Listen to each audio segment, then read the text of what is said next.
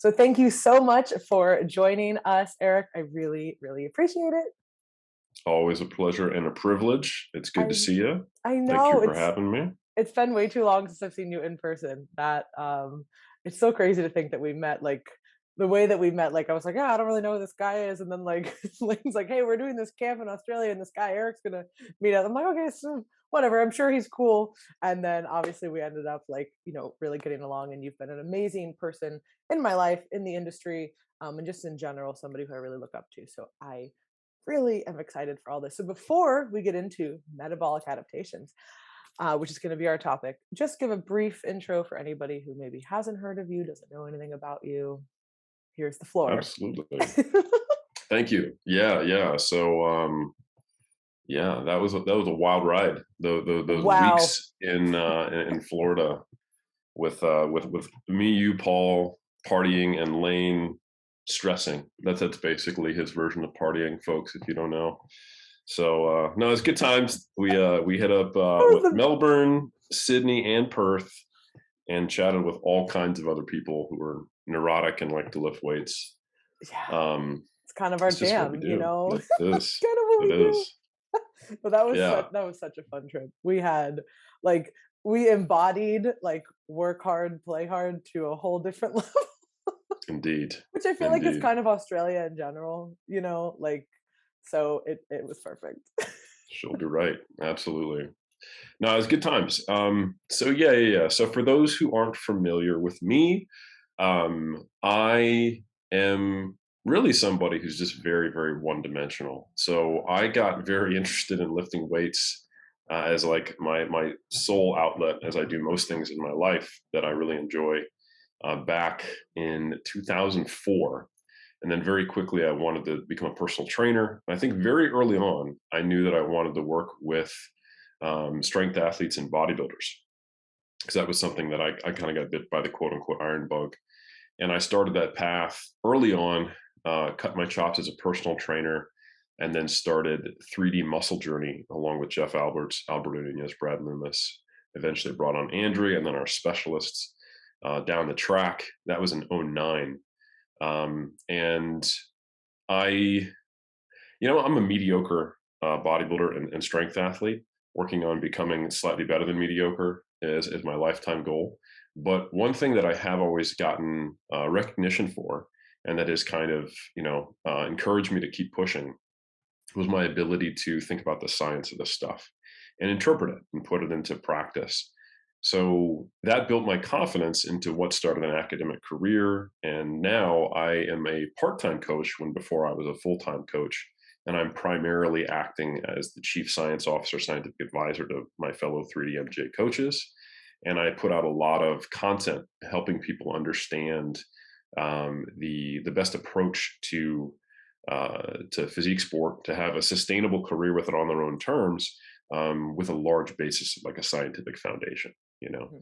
Mhm. Um, so anyway, we fast forward from '09 when I started that till now, and I'm actually out here in New Zealand, which for all you Americans who have terrible geography, that's okay. I did too before I actually left the country for the first time.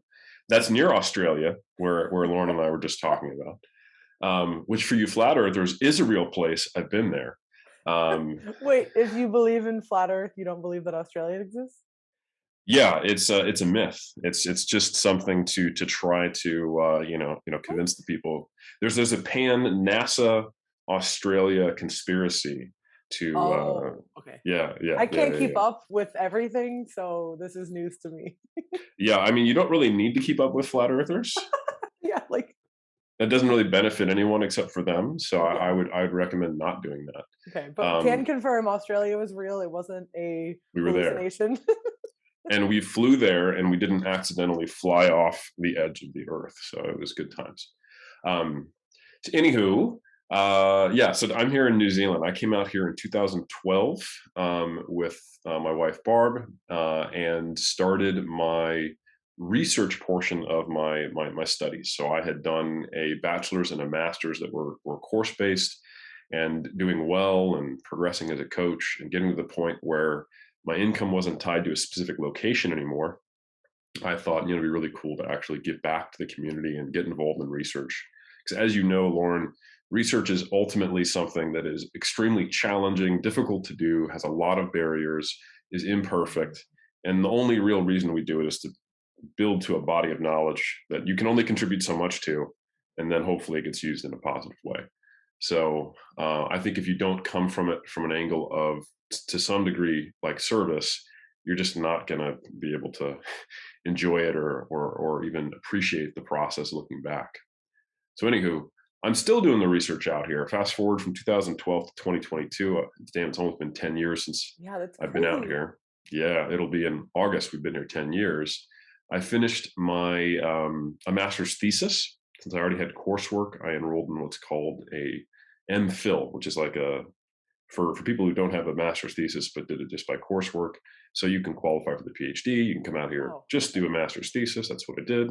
So 1 year, and that's where a lot of my protein-based research was done, where I study the effect of manipulating protein and macronutrient intake on performance, sanity, and and lean body mass retention Sanity, in what's that? dieting athletes. I don't know, and I neither did my the people enrolled in that study. If you looked at their profile of mood states and daily analysis of life demands of athletes questionnaires, I messed all those people up. So thank you, whoops. participants. I All mean, good. that's what a 40% energy deficit will do to you, which we'll talk about Ooh, today. Bit of a yeah. segue that I'm now going to ignore as I talk about myself a little bit more. So, yeah, after that, went right in my PhD and shifted gears to another huge interest of mine of strength sport, and studied and did my PhD. My PhD on the manipulation of powerlifting training and autoregulation using RPE. And then towards the end of my PhD, I got a part-time position here at AUT as a research fellow, which I still am, and I'm like 90% of that time is exclusively dedicated to mentoring masters and PhD students here, and which is great because I get to keep.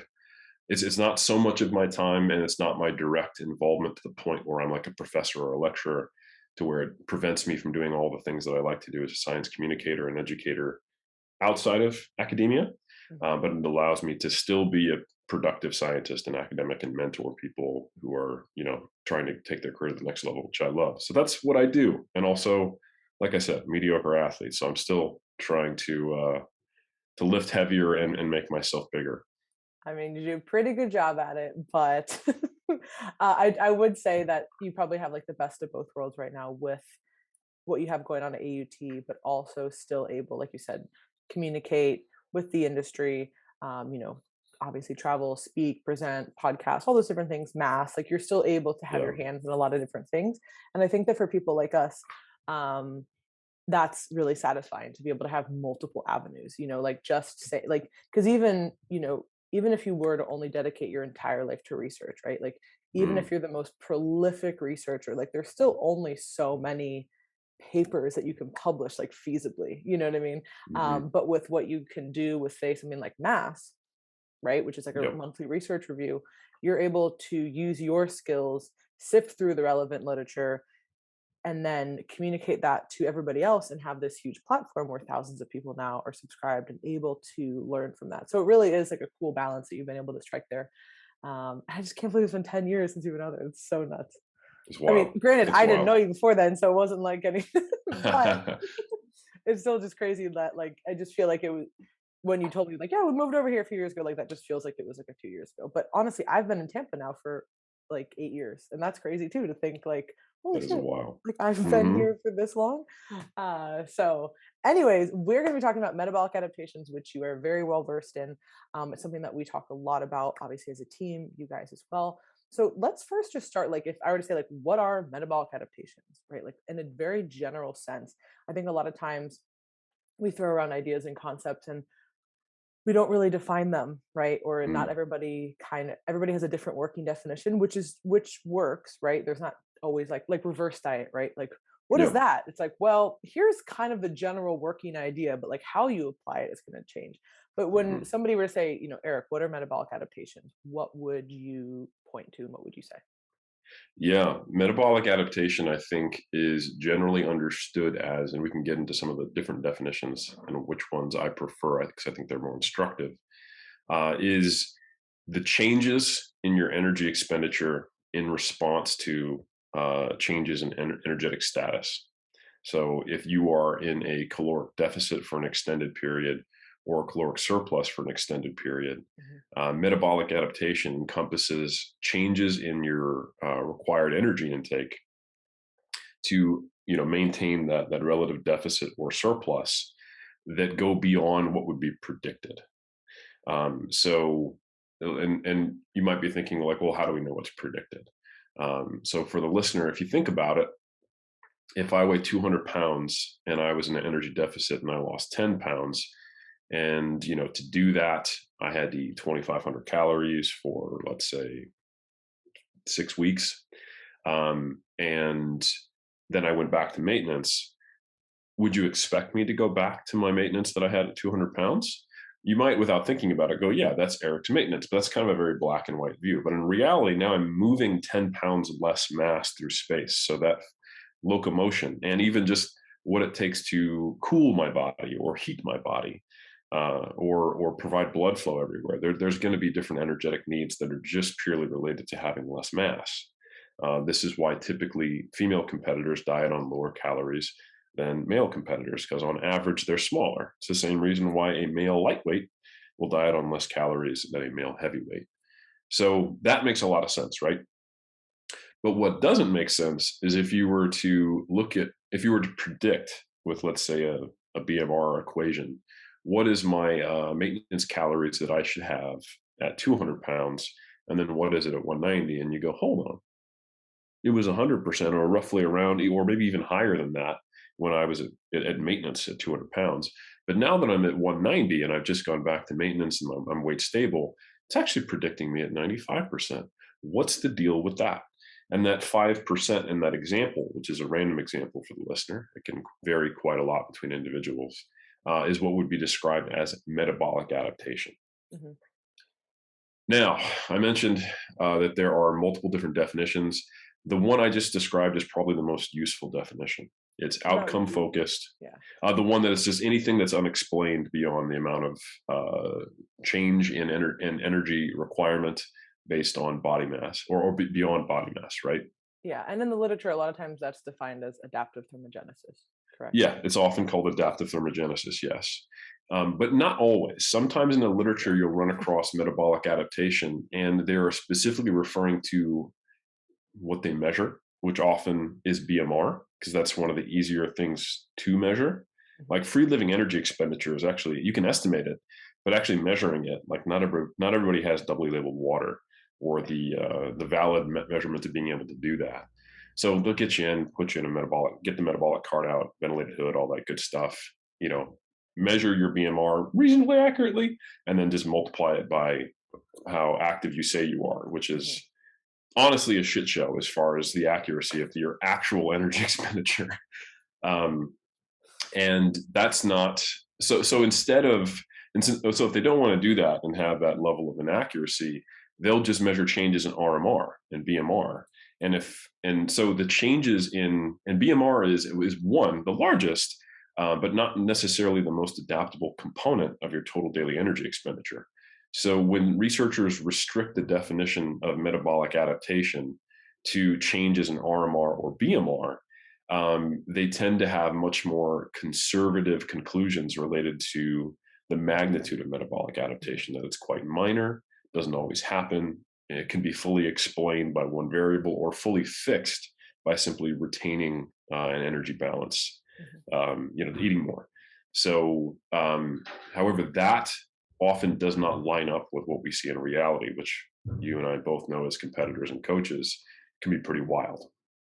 Yeah, and this is just kind of this working theory that I have, and I don't know if this is supported by any literature or not, but I've started to see that, we have a lot of clients who come to us with long dieting histories, whether they were competitors or whether they were just people who have off and on dieted for a lot of their life. They're 35, 40, 45 years old. Hey, I've been, dieting since I was 25, right, in some capacity.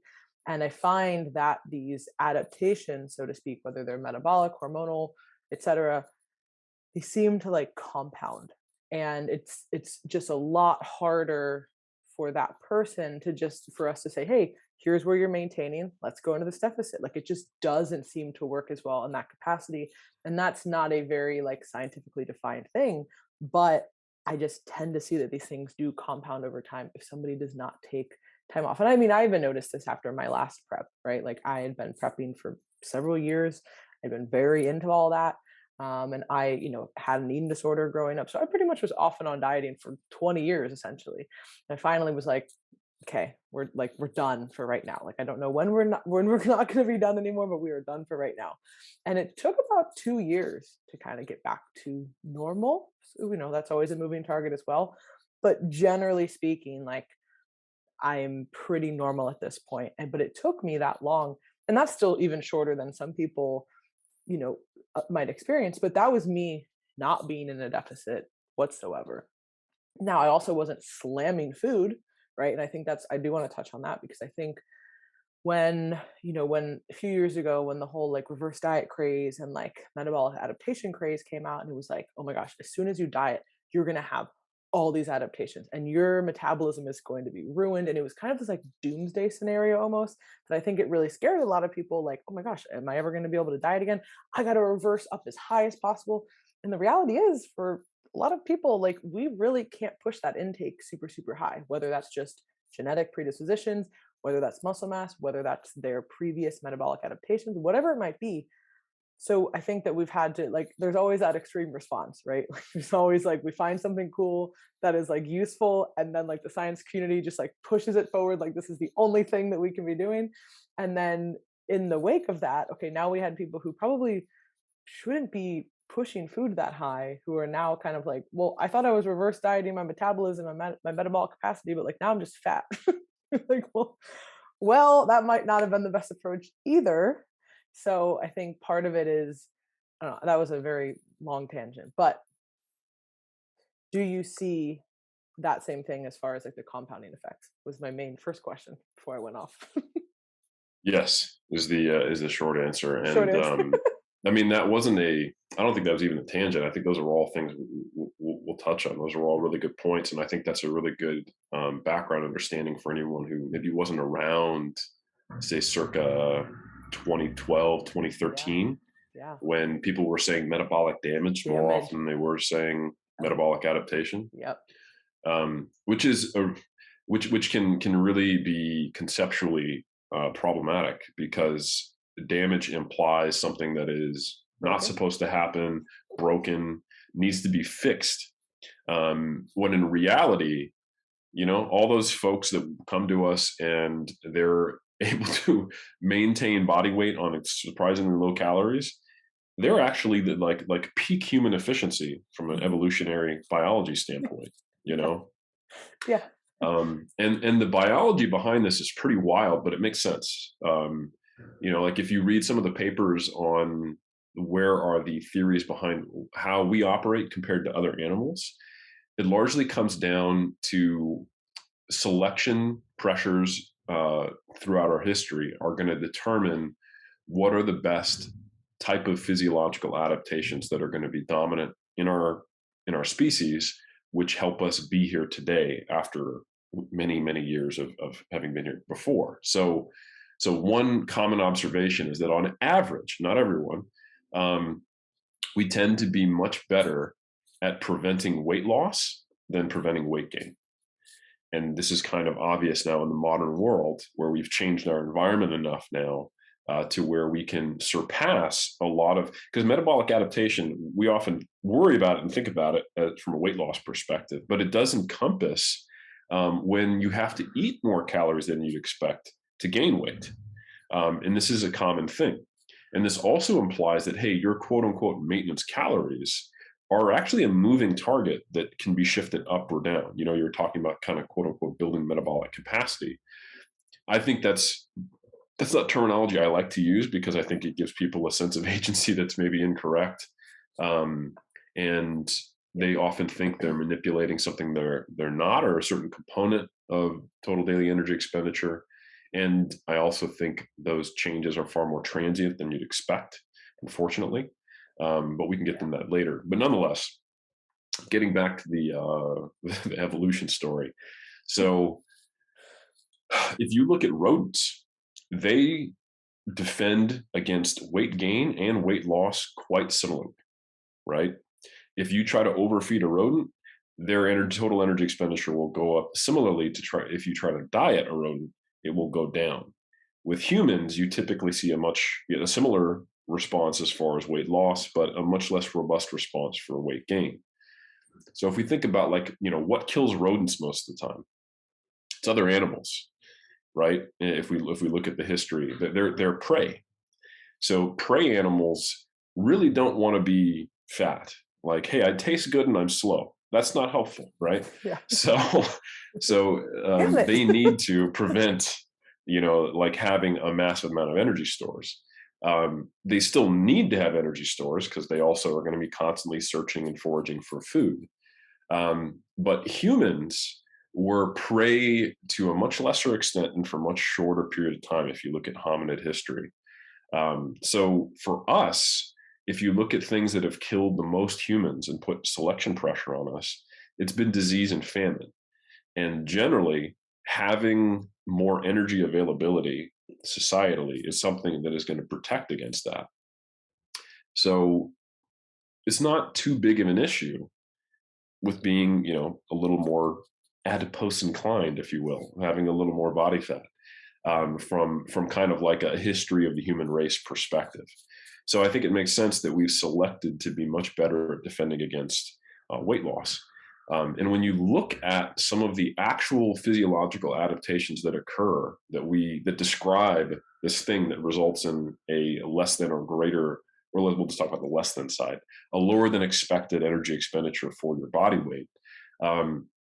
They include a lot of things about dysregulating hunger, so that essentially your hunger hormones don't get suppressed from eating. You don't get satiety hormones to the same degree, and you find this kind of constant desire to seek food, right? And I think that's by far the most powerful mediator for weight regain and struggling with weight loss is the behavioral adaptations, and those are quite persistent, and they compound with the fact that we are thinking animals, and we have judgments about this stuff. Generally speaking. Generally, um, Maybe not the but flat earthers. like, Just kidding. well, yeah, exactly. Sorry, you were to lose like at least half your podcast followers. So that's like an insult to you that half the people who follow you are flat earthers. I'm sorry. So but yeah, like a rodent who's overweight doesn't look in the mirror and go, "I'm never gonna find someone to love me." Like they don't even To our consider that. knowledge. Just kidding. To But our yeah. knowledge, To our that is knowledge. correct. I'm anthropomorphizing here, but generally, like the the social stigma associated with how we look compounds on this stuff. Mhm. And while a well, the natural thing that an animal would do when they've been starved and weight reduced, when they get access to food again, is to eat more until they get back up to or even beyond their old weight so they can protect against that happening again. Mhm. And there's evidence, the strong evidence, that is the same thing humans do. We just hate ourselves for it.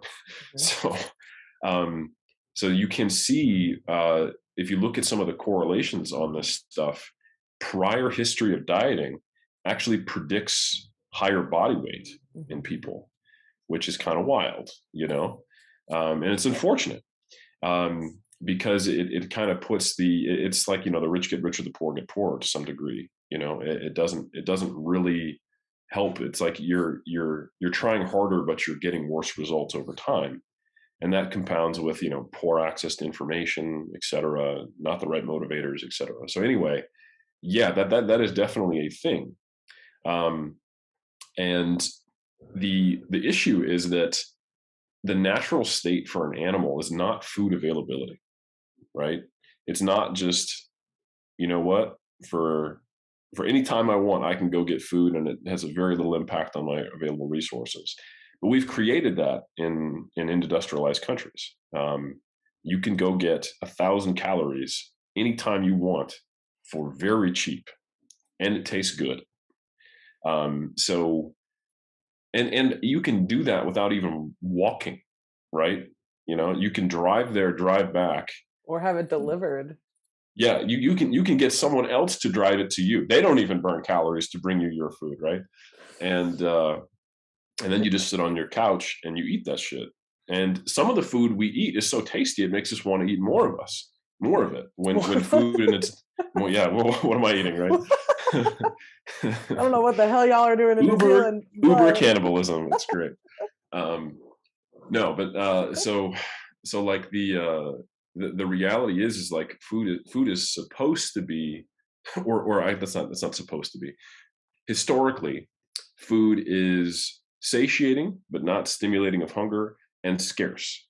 So there's not really an issue with like animals in the wild constantly being hungry and getting fat, because there's no food anyway. Like, yeah, you're constantly hungry. That's why you're constantly seeking food. So you can then have more of your species and propagate and etc. We just succeeded. So now here we are.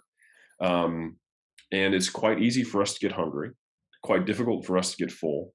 We burn less calories, and yeah, and society tells us that it's sexy to be skinny. So yeah, and I feel bad like combo. there is a lot of those mixed messages as far as like, diet for physique reasons, but then also like, no, no, just treat yourself. Just, you know what, just live your Yeah. life. So then you have this internal pull, like, okay, which one is right? And then that is further reinforcing that like black and white mindset of either like, I'm on Hmm. a diet, I'm being good, or you know what, I do deserve a treat. It's Friday, like I'm just gonna enjoy myself, like whatever, like screw this plan. And then so you're so on or you're so off, and then it continues to cycle. And the weight cycling literature really is very scary. And I do think, of course, there's going to be people who are more genetically like predisposed to having these issues, right? I think we've both worked with people who, if you work with enough people, you recognize that there is so much genetic variability amongst clients, right? There are people who are just naturally a lot leaner than others. There are some people who are going to have to put fucking $5 in for every 2 cents somebody else puts in, and you're like, this isn't fair. I get it. You happen to choose something that you enjoy, that you have to work exponentially harder on than some other people, but this is just the way that like your metabolic cards were dealt, right? The same way some people put on muscle a lot easier. Some people have a really, really hard time doing that, but they're a lot leaner, right? So there's just, everybody has something. But as far as this genetic predisposition, like there are certain people who are going to struggle a lot more with this than others. But if we can say, okay, just as a general like society, let's try to stop these like, the consistent yo-yo diets or this very like black and white mentality with food, I think that really gets to the root of everything, right? Like in my opinion, I'm sure there's people who disagree, but I really think that when we're viewing things in this way, it keeps us locked in this cycle forever, because you're like, Mm. it's either good or it's bad, I'm on or I'm off, or it's like, yep, I got a program, I'm super motivated, or like, you know what, whatever, it's the weekend, it's a vacation. It's no, like that is going to be happening for the rest of your life. And there are certainly times to be like, you know what, like I've been off my shit, like I need to get motivated, like let me get on a plan. I'm all for that, obviously. You know what I mean? That's what we do, we coach people.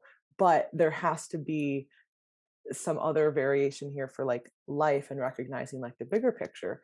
And I think that like hopefully we're doing a better job as an industry pushing towards that. At least that's what we're trying to do.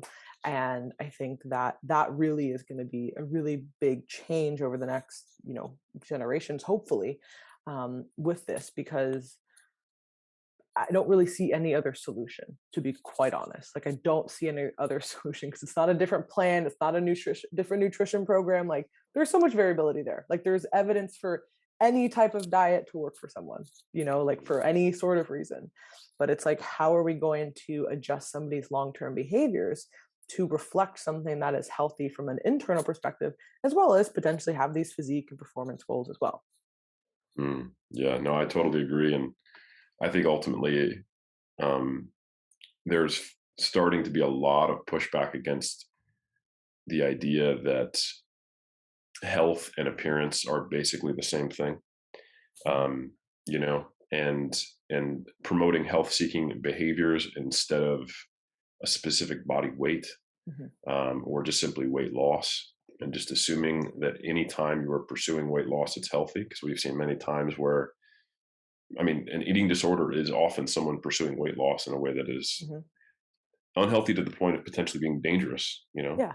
And also Um, muscle mass. Every time that you're yes. engaging in a deficit and you're not weight training and you're not eating adequate protein, we know the ramifications of that. And you can do that a few Yeah. times when you're younger and bounce back pretty quick, but you look up and you've aged now, right? Like, and the aging process is always happening. Like, it doesn't ever stop.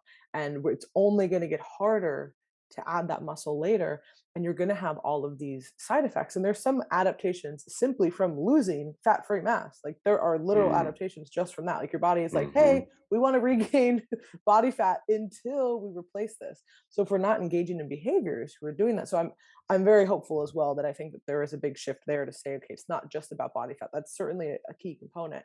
And there's certainly such thing as having too much body fat, but also a lot of people are under muscled. And if we focus instead on that, and like you said, some of these more health seeking behaviors where it's like, hey, we're going to take away a few negative things, add a few positive things, and we're going to focus on, potentially building here. I think that is going to make a huge shift in the next 10 years, in just the industry and just people in general. I mean, think about how just even I'm thinking even when I got to, 10 years ago, weightlifting was like, you go to a college campus and there was like two girls lifting, Yeah. you know. And now not saying that it's, completely different, but when you go to gyms, for the most part, I mean, I know I live in Florida, so everybody here works out. I get that. It's Yeah. not the norm, right? But it's definitely changing and there's more people who are recognizing like, all right, there is an importance here. And I'm not doing this. I don't have to go to the gym 7 days a week and lift weights for 3 hours a day, but I can go 2 to 3 times a week for 45 minutes and still get benefits. And like the benefits there are completely undeniable. And it has nothing to do with your physique. That's just a really cool bonus. Yeah. But there are so many other benefits here. So I think that things are shifting, which is exciting. Let's Yeah. try to be positive. I'm going to be positive for once and not be a pessimist here. Which, I think that's all you can do. You either be a part of the solution, or yeah, you just complain about the problem. I mean, I yeah. like to do both personally. Yeah, So we can highlight some of the, obviously highlight some of yes. the negative stuff and, to highlight, to look back, obviously like we talked about, metabolic damage when that came out, that scared the shit out of everybody, right? And that was Mm-hmm. at a time that really, really collided with a lot of really interesting things. I think the time that that was coming out, like the whole like if you don't do IFYM, you're a bro idiot was also happening, right? And then like so Yep. that was really taking off, and then like social media kind of was taking off at the same time as well. Mm-hmm. So it was like this perfect storm of like people finally like people who had never been connected before about hearing the same thing, like, oh my gosh, that's me, or that happened to me. And it created this like wildfire, like for better or for worse. And it brought a lot of attention to that. So I think that it was good in bringing awareness, but it also, I think, scared people to be like, I can't diet. I'm going to lose all my muscle mass and have all these adaptations. And you're like, it's not that easy. It's not that quick. Yeah. You know what I mean? And like, we're not saying that you can't ever do this.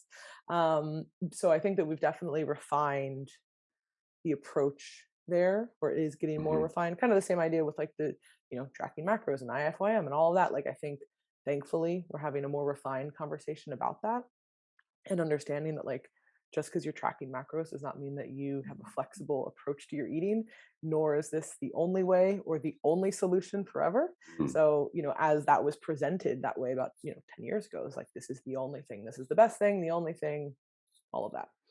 Yep.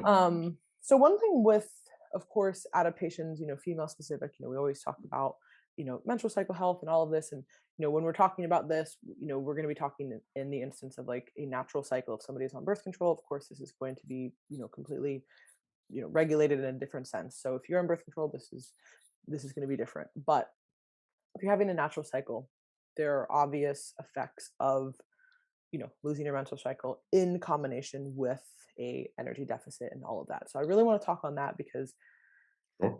there's a lot there.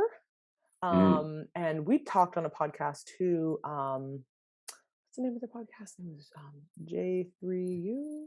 I'm Yep. forgetting the name. Yeah. Yeah, We had with J3U. John Um, Jewett. yeah, Yep. John and Luke. Mm-hmm. And we were talking about some of the science behind all this, and then also I was talking a little bit about that kind of like stress effect that I've seen with clients. And you were mentioning that there actually is some literature on that too. So let's just dive into that Sure. um, in general.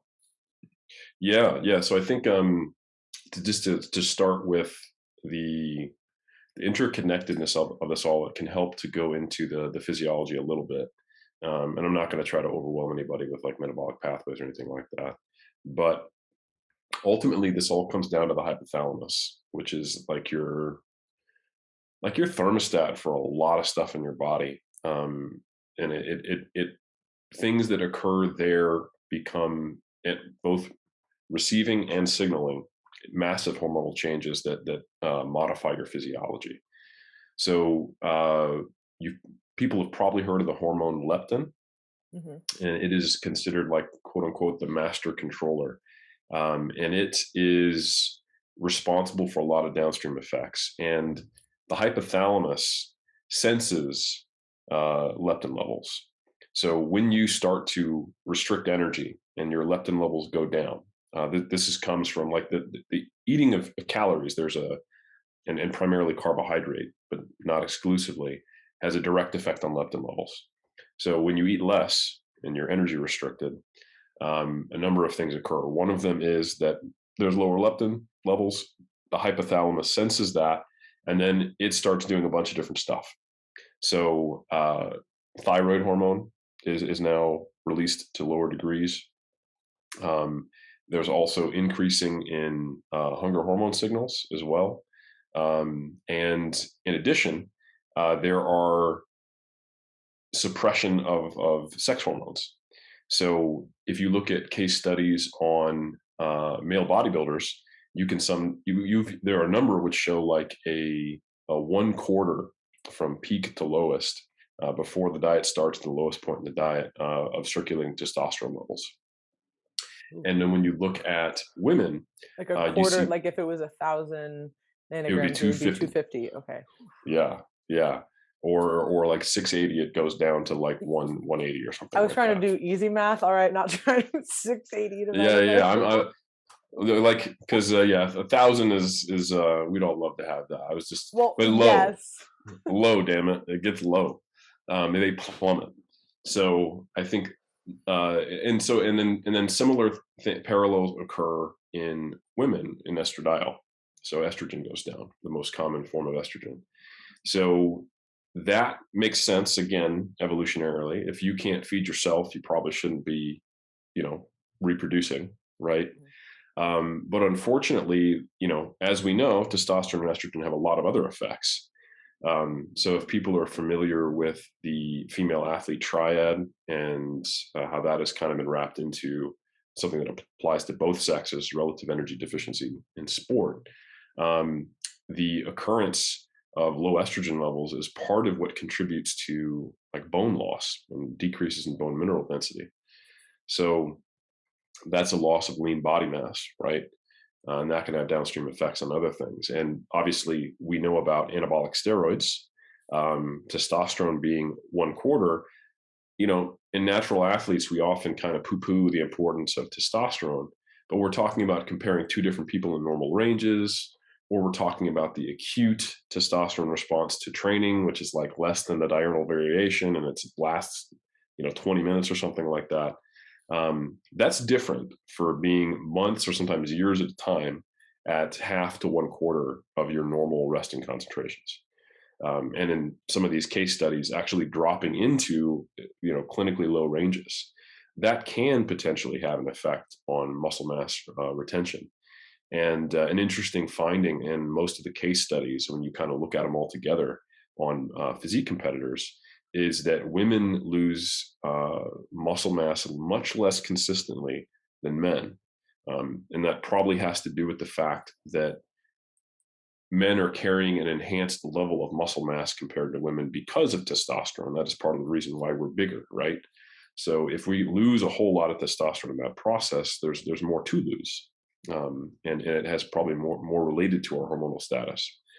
So that's somewhat speculative.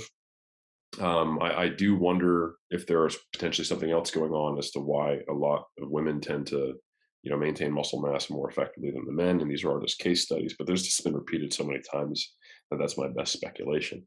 But nonetheless, that is one of many things that the hypothalamus, impacts. Like at the very, very basic level, like where is this missing energy going?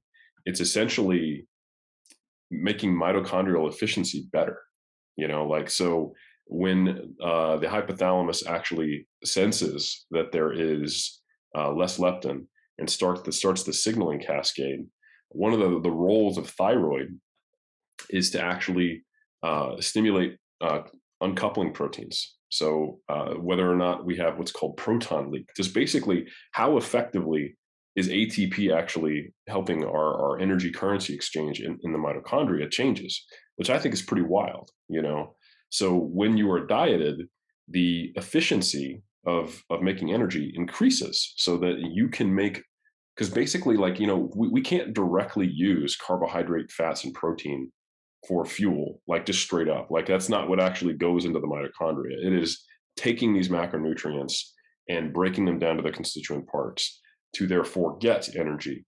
And at the very basic level, ATP is that. So that in and of itself, that currency exchange process, it's kind of like the if we're converting everything to another currency, and that currency becomes more valuable, right? So we can have less money to get the same amount of exchange. So we can make more. We can make that 1,800 calories do more, right? Versus the opposite when we're in a surplus and gaining weight, and especially if we're a more thrifty phenotype, that's someone who is more genetically blessed, like you talked about earlier, than someone else who is more spendthrift and is better at conserving energy. Then yeah, your currency exchange is shitty right now. You're eating a lot of calories and not necessarily all of it is being converted to energy effectively. But there are bounds to how much this can occur. So I think you were talking about what happened in 2013. What was the public perception? Well, I think the science has more or less linearly marched on. There's been focus on this literally since the 90s, since the obesity epidemic's been around. People have been doing research on this, really high quality stuff, well funded. We say a lot of dumb stuff in the fitness industry, and they pretty much ignore us.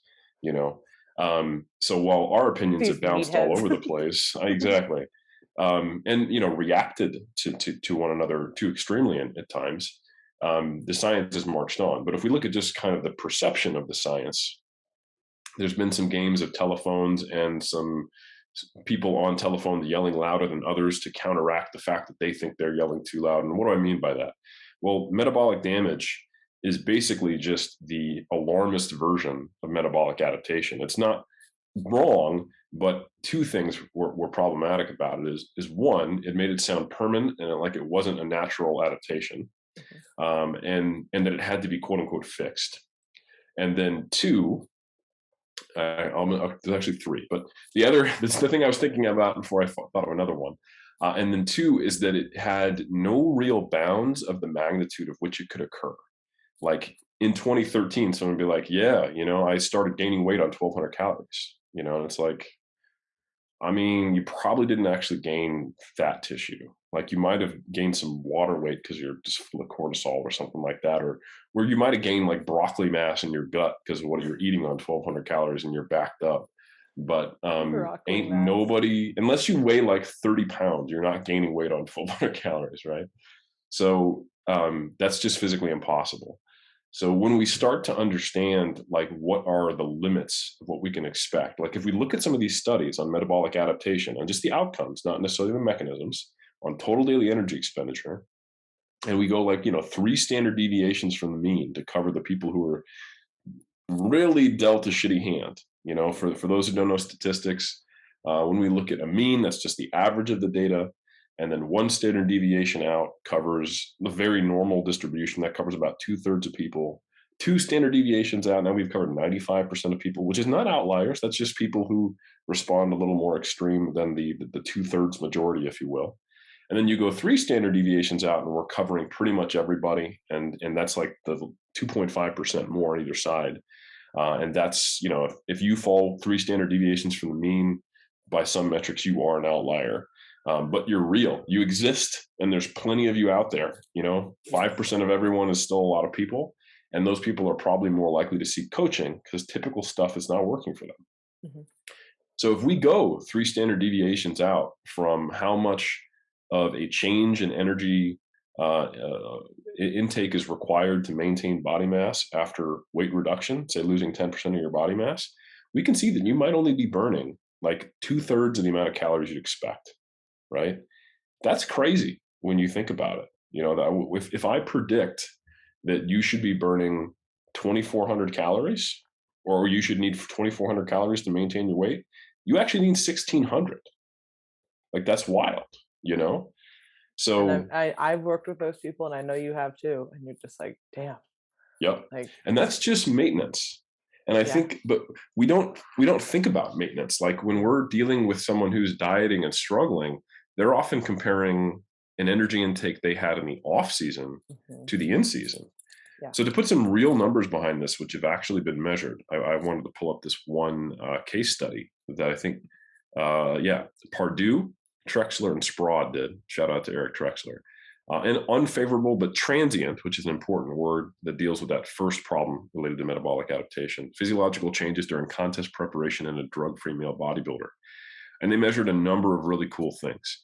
For one, they measured testosterone, and it dropped from 623 nanograms per deciliter to 173. So again, about a 75% reduction.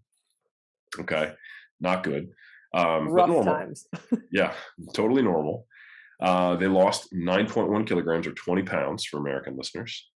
And their energy intake from the start of prep before they started dieting went from 3,900 calories, almost 3,860, to 1,724.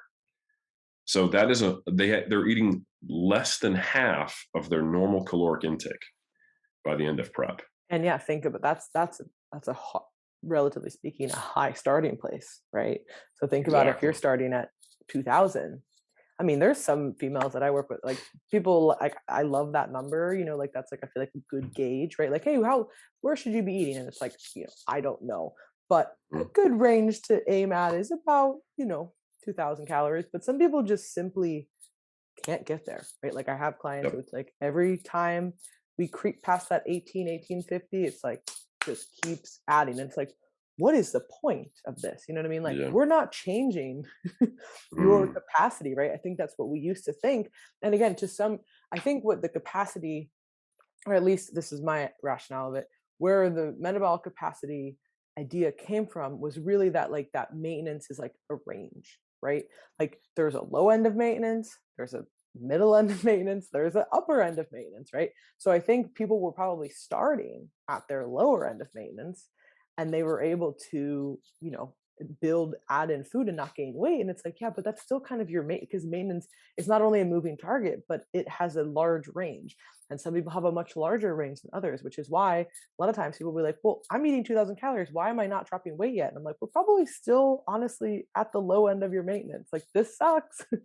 but we haven't hit an actual deficit yet. And finding that threshold is, part of the process of coaching and all that. So I think that, again, it was good intention to say, hey, we're going to build your metabolic capacity.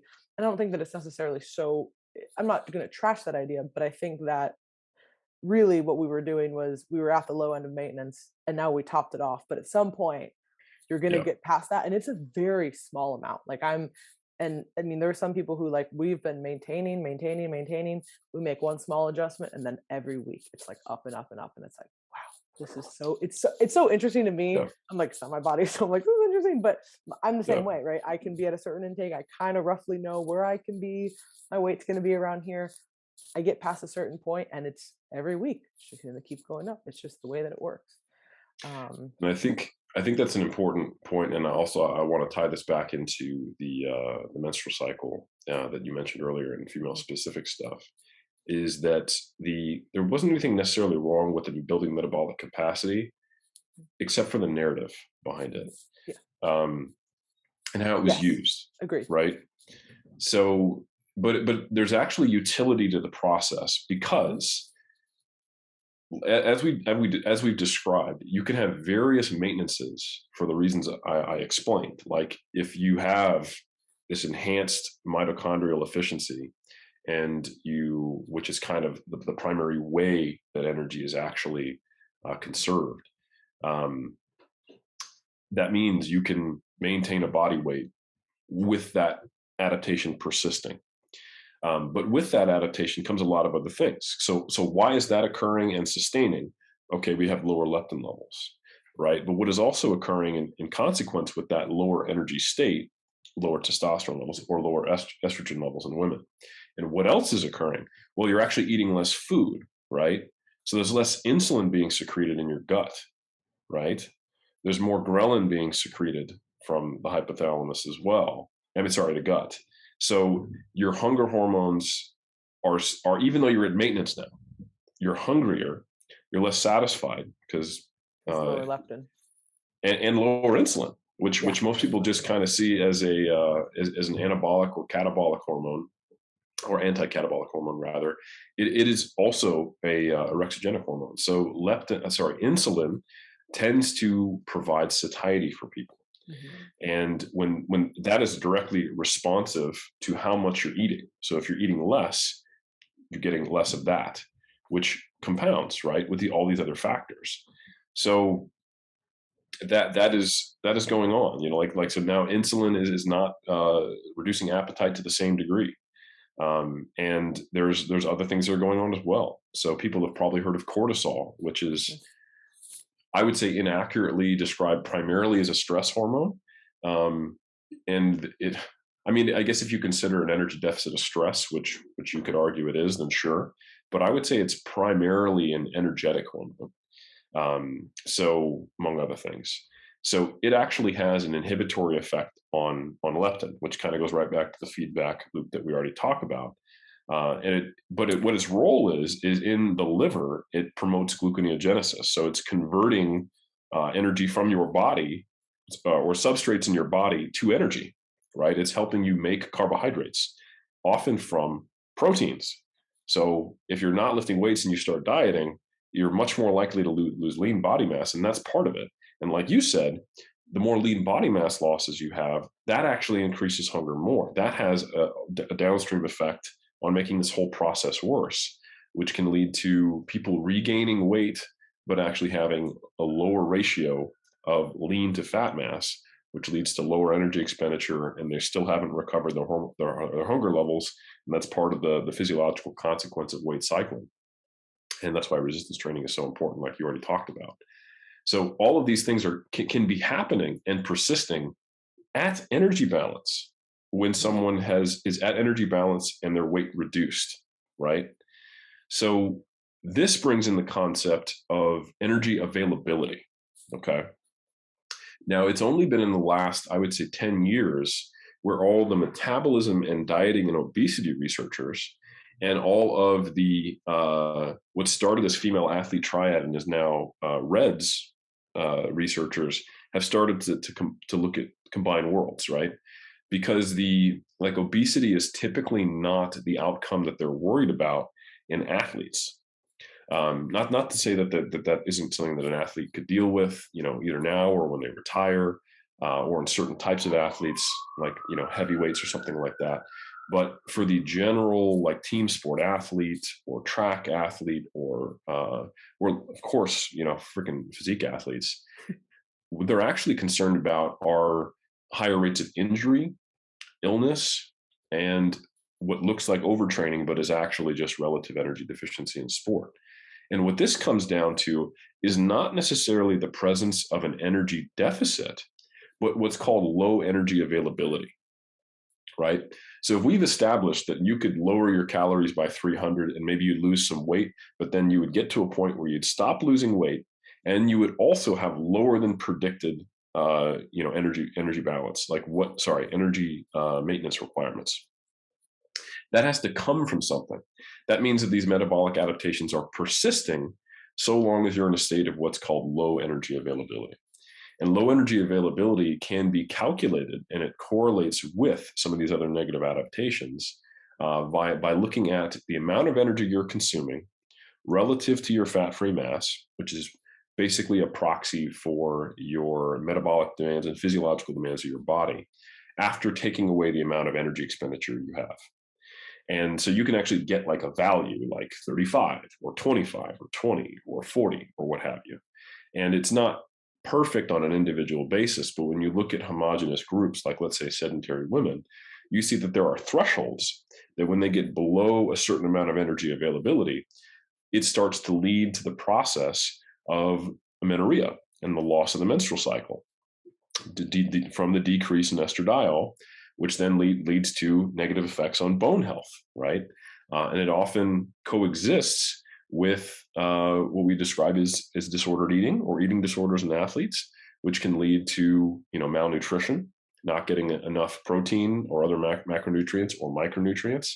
And that's what the female athlete triad is. It's amenorrhea, uh, eating disorders, and poor bone health. And that is wrapped into REDS, one little part of it, which examines all the things that the hypothalamus affects. And it goes, okay, well, it's actually going to have immunoregulatory, downstream effects. So your immune system gets compromised.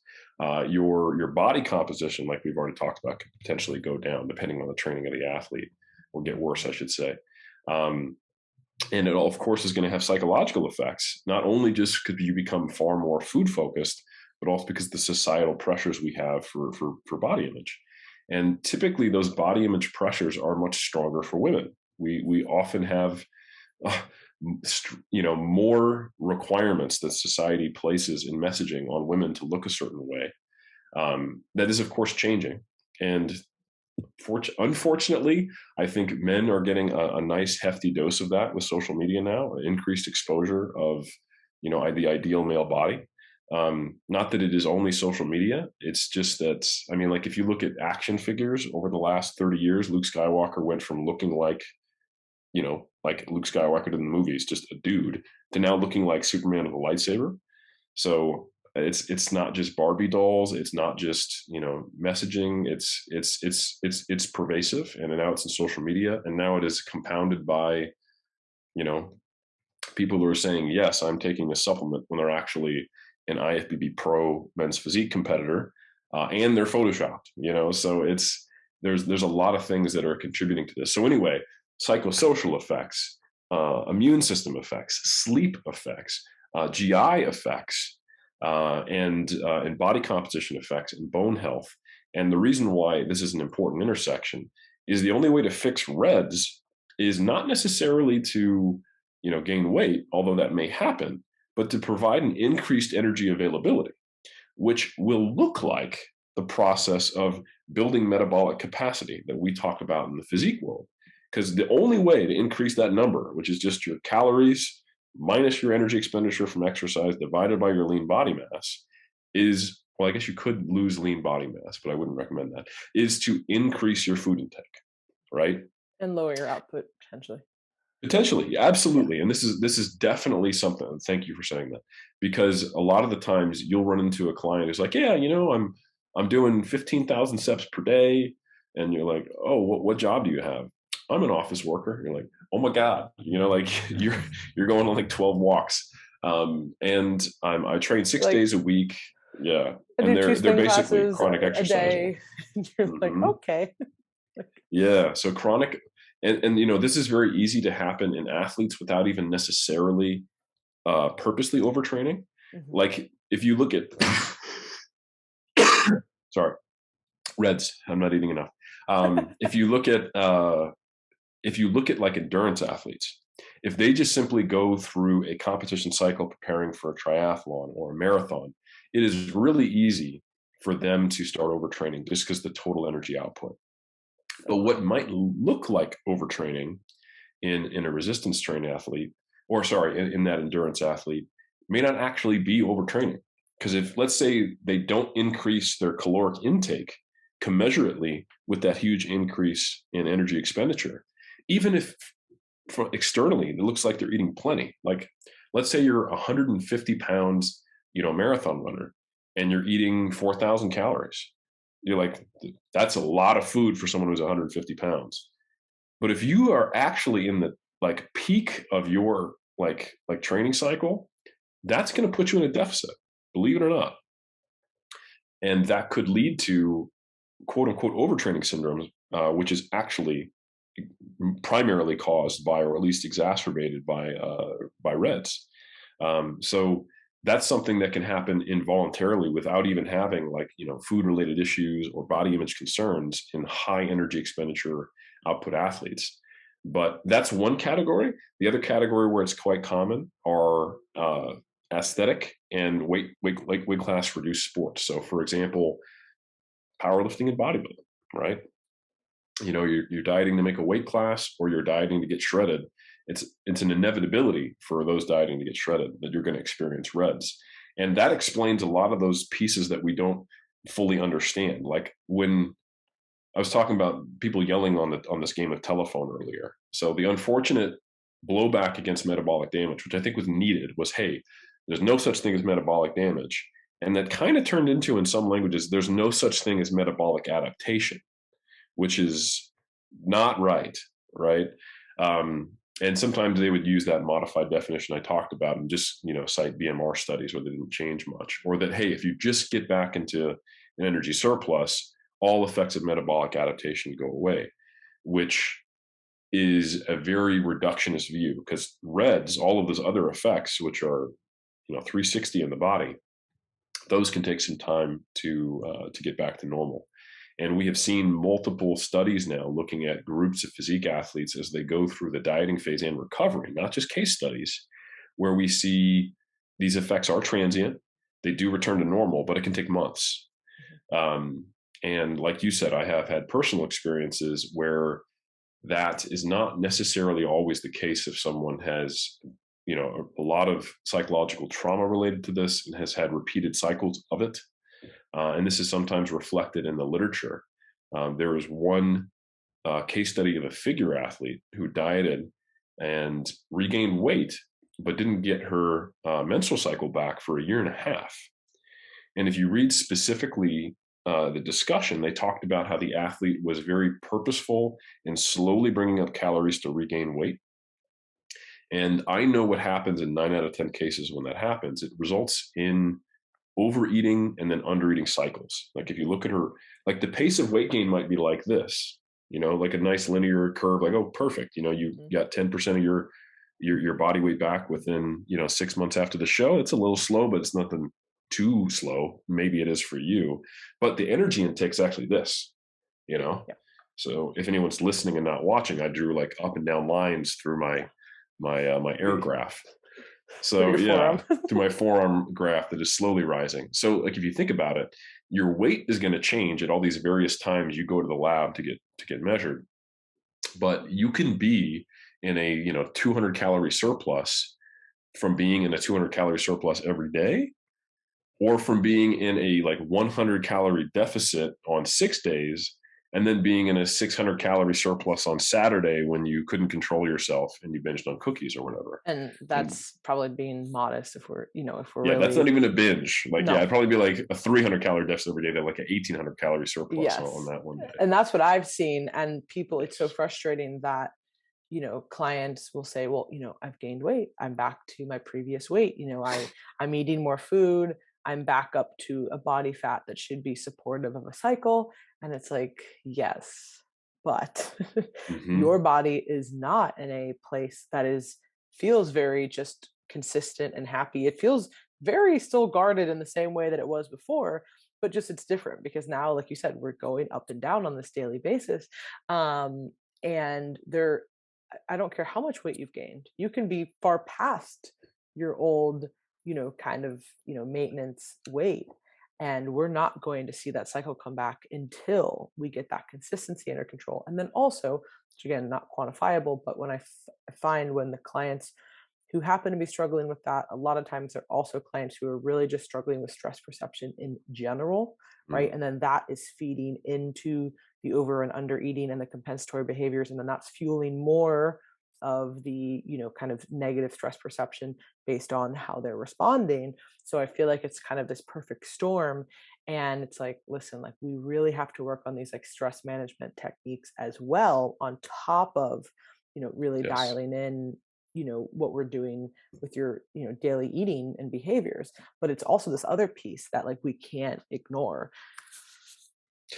Some of that stuff is quantifiable. Maybe not the specific anecdotes, but there's some wild studies when you really dig into the weeds on this stuff. So for one, gaining body fat is a big piece of the picture, but it can be overshadowed by all those issues you talked about. So I talked about leptin secretion and reception in the hypothalamus, but another place that where we secrete leptin is adipose tissue. Mhm. So that means that there is probably a relationship not just with acute energy balance, but also quote unquote long term energy balance, which is how much body fat is on you and your body's sensing that. And there are pretty strong correlations between body composition, leptin, and BMR, especially when you look at post dieted people. There's a great abstract or poster, I can't remember which, but a conference presentation that came out of Bill Campbell's lab. Mhm. I think it was Longstrom's data, if I recall Mhm. correctly, where he Yeah, looked at the physique competitors. yes, the attempt to basically compare reverse dieting Yep. to a quote unquote recovery diet. Recovery. Yeah. And I think the main finding was that it's really difficult for people to actually follow a structured plan post show. But Yeah, which yeah, we've we already knew discovered. that. Yeah. We discovered, which is why Which you tells guys. you right there that the potential issue with a very strict plan after a show, which not all but many reverse dieting plans look like. But Yeah, if you look at the outcomes in that, it's really interesting. Like those who were able to only slowly increase their body fat still had all the signs of being almost the same they were day after the show. You know, you're BMR still prolonging low. the inevitable, right? And this is the biggest difference between when we're talking about a physique athlete versus a lifestyle client, right? We're talking about a lifestyle client who is overweight, for needs to lose weight for health reasons and all these different things, and we're dieting, but we're still within a normal healthy body fat range. You might see adaptations, certainly, but they're going to be far less than a lot of the stuff that you're talking about with like these case studies. These are physique competitors who have gotten shredded to the absolute bone, which is far from their settling point, and they've been doing this for 6 months, right? So this is a totally different thing than like, hey, I wanted to lose 10 pounds and keep it off. Like this is a completely different avenue. When you're getting down to these ultra low body fat levels, some people can do that fairly easily, right? Obviously, we know people who walk around shredded all the time and they're just like, this is how I live. And you're like, wow. But most people are not doing that. Um, where was I going? James research, the I approach. got you. I Yeah, got you. just you So got it. We're great, on the same thing. very, very good point. And going back to what you were talking about with how body fat gain is not enough. Like I don't care how much weight you gained, Mhm. there can be other issues. Like I said, so there, like that's an important piece of it. Now you are secreting more leptin because you have adipose tissue. However, like you said, and like I mentioned earlier, there's a lot of other mechanisms at play here, right? Cortisol inhibiting leptin. Mhm. And if you're stressed out as shit, cortisol levels are going to be higher. And there's actually a study that looked at the effect of cognitive behavioral therapy Mhm. on a group of women with amenorrhea, and it had a significant effect of returning it. Now, I'm not saying that cognitive behavioral therapy just magically changed their hypothalamus, but it probably led them to be better, like more accepting of themselves, more likely to eat in a consistent surplus, etc. That's only one piece of it, though, right? So we're talking about the overall, HPA axis here, right? So this woman in this case study who took this figure competitor took a year and a half to get her menstrual cycle back, despite increasing her body mass, 10% over stage weight in or I think 3 to 6 months, which is not unreasonable.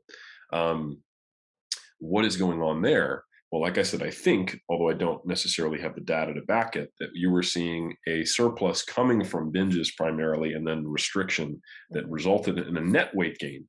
But Mhm. we have data looking at basically intermittent hardcore restriction on the effects of LH pulsatility. So luteinizing hormone, which results in, and it has a certain, and pulsatility just means that there's a certain rhythm of LH release that ensures that you have regularity in your menstrual cycle, right? So if you take a woman, and they've done this, there's a couple studies I'm thinking of off the top of my head from the 90s, Mhm. and you give, and it doesn't matter if they are, extremely high in body fat or low, This has been observed in multiple populations. And you put them on, like, say, a massive deficit for 3 days, LH pulsatility within that 3 day timeline starts to be affected. It's extremely quick responding. So you can take women with obesity and just put them on a very low calorie diet, and they too, despite having a high body fat, will very quickly lose their menstrual cycle, and it'll start to get irregular, and then it'll kind of peter out and probably take a Mhm. couple months. But you can see the preceding effects on LH pulsatility in even a short-term study. And this has been observed in a single day of fasting as well. So not eating for one day has a measurable effect on LH pulsatility, and as well as 3 days at just very low calories. So we're now talking about something that probably was being experienced, in this example scenario. And then what it takes to recover that is also different. So in one of those two studies that I'm referring to, one is by Olson, and I'm forgetting the author on the other. It's like Um, Laux or yes, Luke's. yeah. Yes, Luke's has done a ton of work in this. One is Luke's and one is Olson, 98 and 92. If anyone wants to check my claims here, for the one where they were on low calories for 3 days, what they did afterwards was they then had them on, and I might be confusing which of the two effects, but it doesn't really matter because the net deficit was the same from one day of total fasting or 3 days of reduced calorie intake. In one of the studies, these women ate like 4,500 calories for one day. So they were in like a 2,000 calorie surplus on average, if I had to guess. And in the other, they simply ate at maintenance calories for a couple days, either 2 or 3 days. And in the day, and in the, excuse me, and in the 4,500 calories for one day study, it did not restore LH pulsatility. So there is a temporal component to this in the short time frame, meaning it's not just like if we took a step back, is weekly energy balance the same? That'll dictate changes in body mass, yes, but it doesn't fix the issue there. And again, if we think about this from evolutionary biology, a woman who is only getting nutrients like every third day, probably not ready to support a baby that is constantly growing and rapidly all the time, and then is going to need to eat every day the food from you. It's breast Mhm. milk, right? So you're clearly wouldn't those babies would not have survived and would not have passed on those genes. And here we are today, and that's why we see that short-term changes in energy status can persist.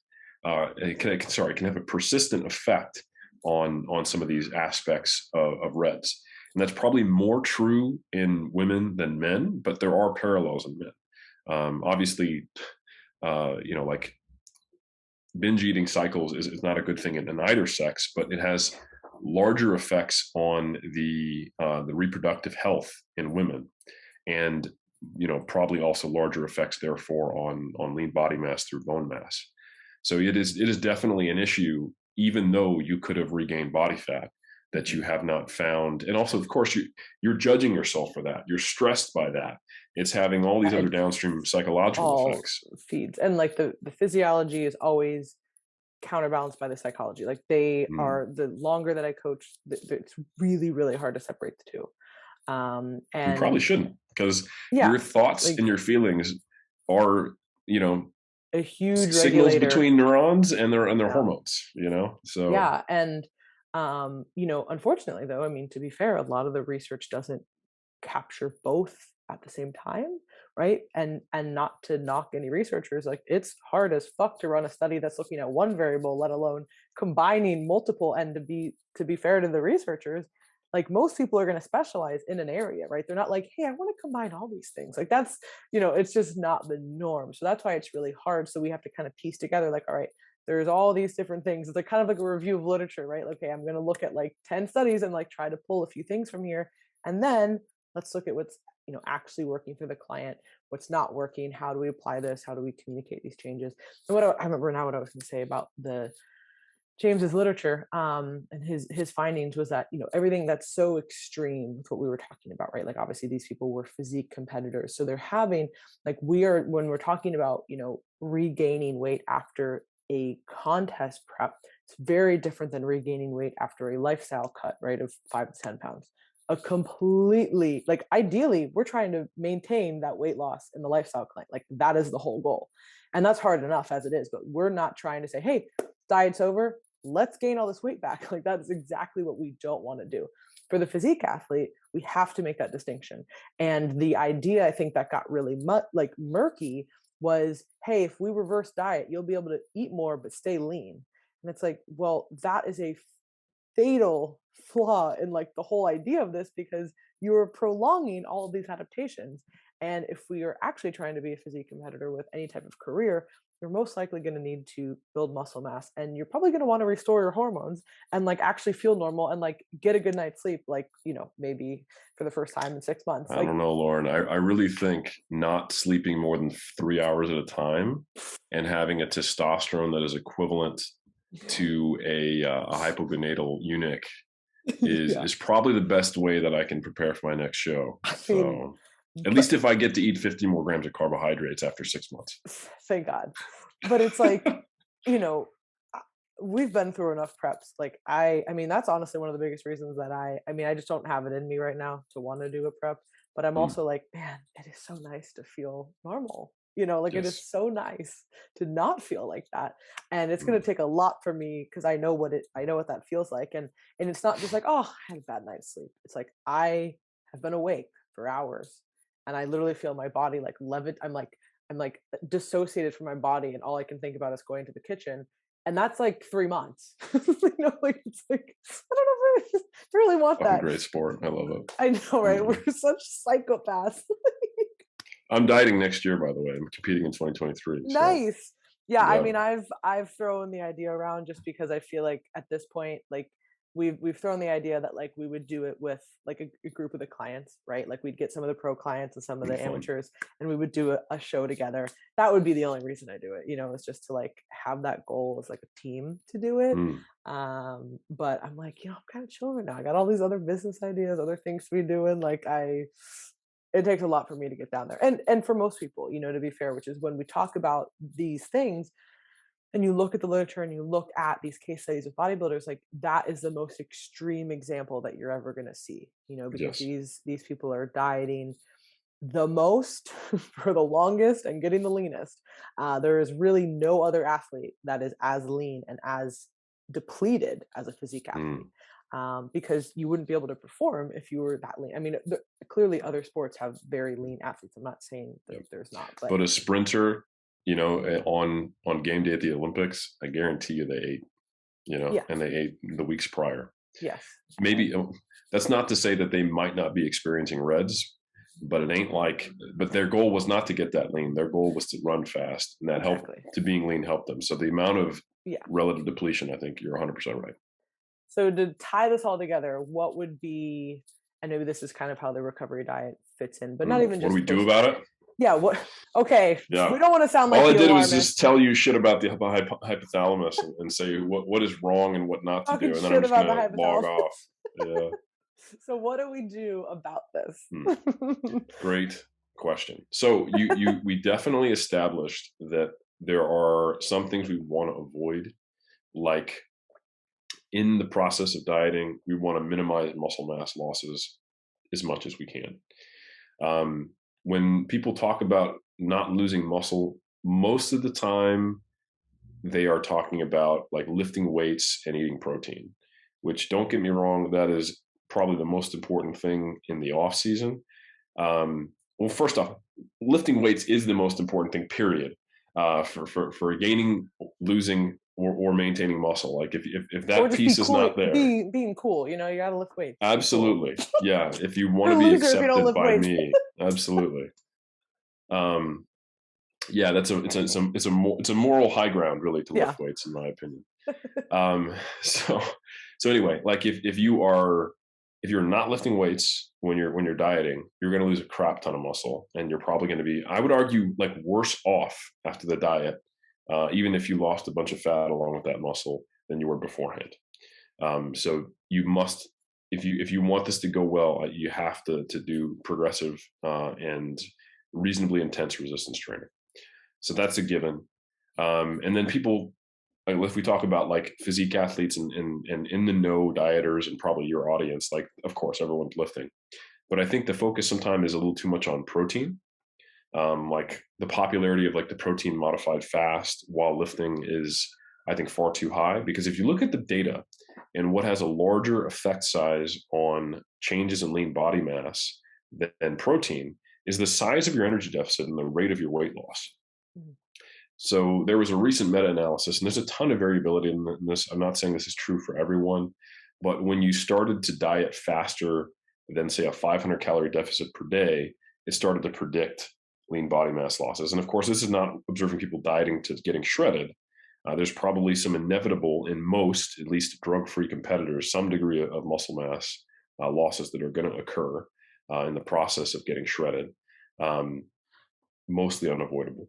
But if you can diet slower and ensure, and there's multiple ways to accomplish that, you can have a higher deficit per day and then use refeeds or take diet breaks, or you could simply diet longer and have a lower deficit per day.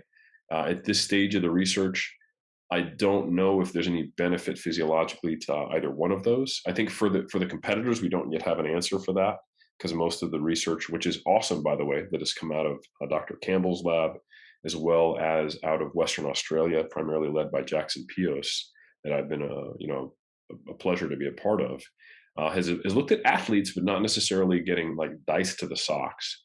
And we've seen that the majority of the effects of nonlinear dieting approaches, refeeds, diet breaks, are psychological in nature. So it tends to make the diet more palatable. That you tend to have, greater signs of adherence and more satiety on the diet. And I think that's, don't underestimate how important that is, even for physique competitors who feel like they have great adherence. You don't want to have to like white knuckle it. If you can make the process easier, you're going to be a little bit less stressed, and you can put that energy into something else, right? And then it could possibly also have physiological effects, especially when you're really lean. When we're trying to think about ways to mitigate metabolic adaptation, we have to make sure that there is significant metabolic adaptation occurring in the study to measure it. And there's a lot of metabolic adaptation that occurs when you're looking at physique athletes. Like I said, going from like almost 3,900 calories to almost 1,700 calories from intake to intake. And that person, if you looked at just their BMR, not their total daily energy expenditure, they were at like 100 and I don't need to guess. I'm gonna just open that study up. This particular case study showed that they were 107% of the predicted RMR at the start of dieting. So they were, upregulated from the off season, and they got down to 81.2%. So that is a big reduction in expected energy output from just RMR. Yeah. And one thing we haven't talked about is that the most adaptive component of your energy expenditure is actually not your BMR or RMR. It is NEAT, which is non-exercise activity thermogenesis. So the energy efficiency of your muscles actually changes at lower intensities. So you burn less calories walking and doing menial tasks, and you're going to be driven behaviorally because you're tired to just simply move less. Like when you're 3 weeks out versus 30 weeks out, that flight of stairs looks very different, Oh yeah. You don't like I don't want to do that. Like, nah. So you slump in your chair, you don't bob your head to music, you don't fidget as much, you Oh actually yeah. burn less calories So just dead sleeping. inside. Just Yeah, like, you literally don't turn over as much while you're asleep, and by the way, you don't even sleep. So I mean, yeah. You're just great. there's a lot of adaptations that occur. You're burning far less calories, and I think that is kind of the unexplored frontier with the nonlinear dieting stuff. Hmm. Is we've observed physique athletes in the final stages, but we haven't observed, and this is hard to do because physique athletes really don't want you to mess with and control their nutrition strategies. No, which is Um, understandable. Absolutely. Like, I would have to think hard before I participated in the study when I was dieting. yeah, which Um, is saying a lot, because obviously you're somebody who is fully invested in research and understands all of that. So I would do to a case study where I also designed my own same, protocol, but exactly. then I But can't compare me to me, exactly, So yeah. yeah, Like yeah. I mean, Yeah. even you would struggle with that. So think about somebody who isn't in 100%. your position, so it's like people are like, wow, we Yes. have this data. You're like, this is Yeah. why. Like, Why don't you go ask a do you bunch want to of do pro it? bodybuilders Yeah. to let some lab coat masters, researcher who's Yeah. never seen their nutrition before to write them all the same diet, or at least a Okay. homogeneous enough diet to where they're going to now Okay. do diet breaks and refeeds. And this other group doesn't get to do this experimental protocol we think might help. So Yeah. Like you're yeah, SOL. yeah. So it's a very challenging thing to measure. At this stage, I would say that it's possible, but I'm not necessarily confident that you might get better outcomes, including refeeds and diet breaks physiologically. At least I think you will from a psychological perspective. But that does mean dieting for a longer period of time. Mhm. And that may or may not be worth it for you. And it is possible. And the counter argument would be, well, I can get those same physiological effects potentially. I don't have evidence to say this is not the case just by dieting for a shorter period of time, but with a smaller per day deficit. So Mhm. instead of dieting for 30 weeks, I diet for 24. And Mhm. instead of being in a 700-calorie deficit on low days with having high days, I'm just going to be on a 500-calorie deficit Yeah. straight through. Why would that be any different? And it might not be different, but I am confident that the diet breaks and refeeds do have an adherence benefit and lowering of the stressfulness of the process, Mhm. and they can be used as ways to trial peak weeks and carbohydrate loading, Yeah, because that's for probably sure. what you're going to be increasing. And there's other effects like I mentioned the GI tract. When you start to reduce calories and often change the composition of food, so you're eating more roughage, more fiber. Fiber is great and normally does improve your digestive tract and your BMs. But when you're reducing your metabolizable carbohydrate and eating a lot more fiber, uh, like we all know what happens when diets start. I go from shitting like daily to like once a week at a certain point. You know, So sad. sorry for that. TMI, but also very common. Yeah. So, and when I have refeeds and diet breaks, all of a sudden, the train arrives on schedule on a regular basis, you know? And I recover from training a little better. There's a little less edema related to like muscle damage and all that stuff. So all of a sudden, I will typically get a more accurate perspective of my current body weight that is reflective of my body composition, Yeah, and what you which actually look like. exactly, especially if you're doing a deload that coincides with some Mhm. refeeds and all that stuff. You get to actually reduce the stress levels to near baseline levels when you use some of these nonlinear strategies, and then your body weight will regulate itself back to normal and you can go, oh, actually I wasn't plateaued you Yeah. know so I think a lot of the times when I used to think that diet breaks or refeeds were like magically inducing weight loss, a lot of the times they're just unmasking the weight loss that could have Mhm. happened, and there's value in that. So anyway, the Yeah, like you approaches. have a better training session, you have a little bit less Mhm. inflammation, you have a good night of sleep, you're a little bit less stressed, like kind of a win-win. Now, there's definitely times I find that some clients, and this is generally earlier on, but like I Mm. find that they maybe need them less, for obvious Yes. reasons, higher body fat, etc. But also I find that for some people it can really throw them off. It can actually do the Mhm. opposite. Like, it's okay, we're trying to improve in here, but it's actually making it much worse. So in those cases, I'm like, all right, the potential benefits are there, but they're small, and they do not like override the potential to be off plan for 1, 2, 3 days. So Yeah. that's obviously not worth it. So, Delivery is it's everything. yeah, so it's one of those things that, a lot of people will try to pre-plan things like diet breaks or whatever into a diet. And I understand that rationale. Hey, the idea would be to have this and this. And it's like Sure. it might work, but it also is like, if I don't need to use that early on in the prep and somebody's actually responding better, then I might use it later on. But it's just one of those things that I think has to be used with a little bit more diligence because there is some great research on it, and obviously that's amazing. But when we're talking about coaching individuals, we're not talking about coaching a mass of people. So it's like, all right, let's Absolutely. not say, okay, we need a diet break at week 10. Maybe it was week 8. Maybe it was week 15. Maybe it was never, right? Like, so Mm. we have to, and that's kind of where that art of Yes. coaching really comes in, to have that eye to read really when your clients are making those changes, when they're sharing things that are a little bit different, a little bit off. And it's not just like, oh, I'm kind of, really out of it this week. Like, all right, no, like this is part of the diet. Like we just have to get through it. There's a difference when there's multiple measurements. And if you know your client well enough, you can almost sense that, and you almost even know before they know. I've found that people are like, I don't really need it. I'm like, I think we do. Like, let's just do it this week for the few days. We'll see how it goes. I'm like, oh my God, you're right. So it's like, I know. Like, Yeah. you really needed this and you couldn't see this at this point. So, Yeah.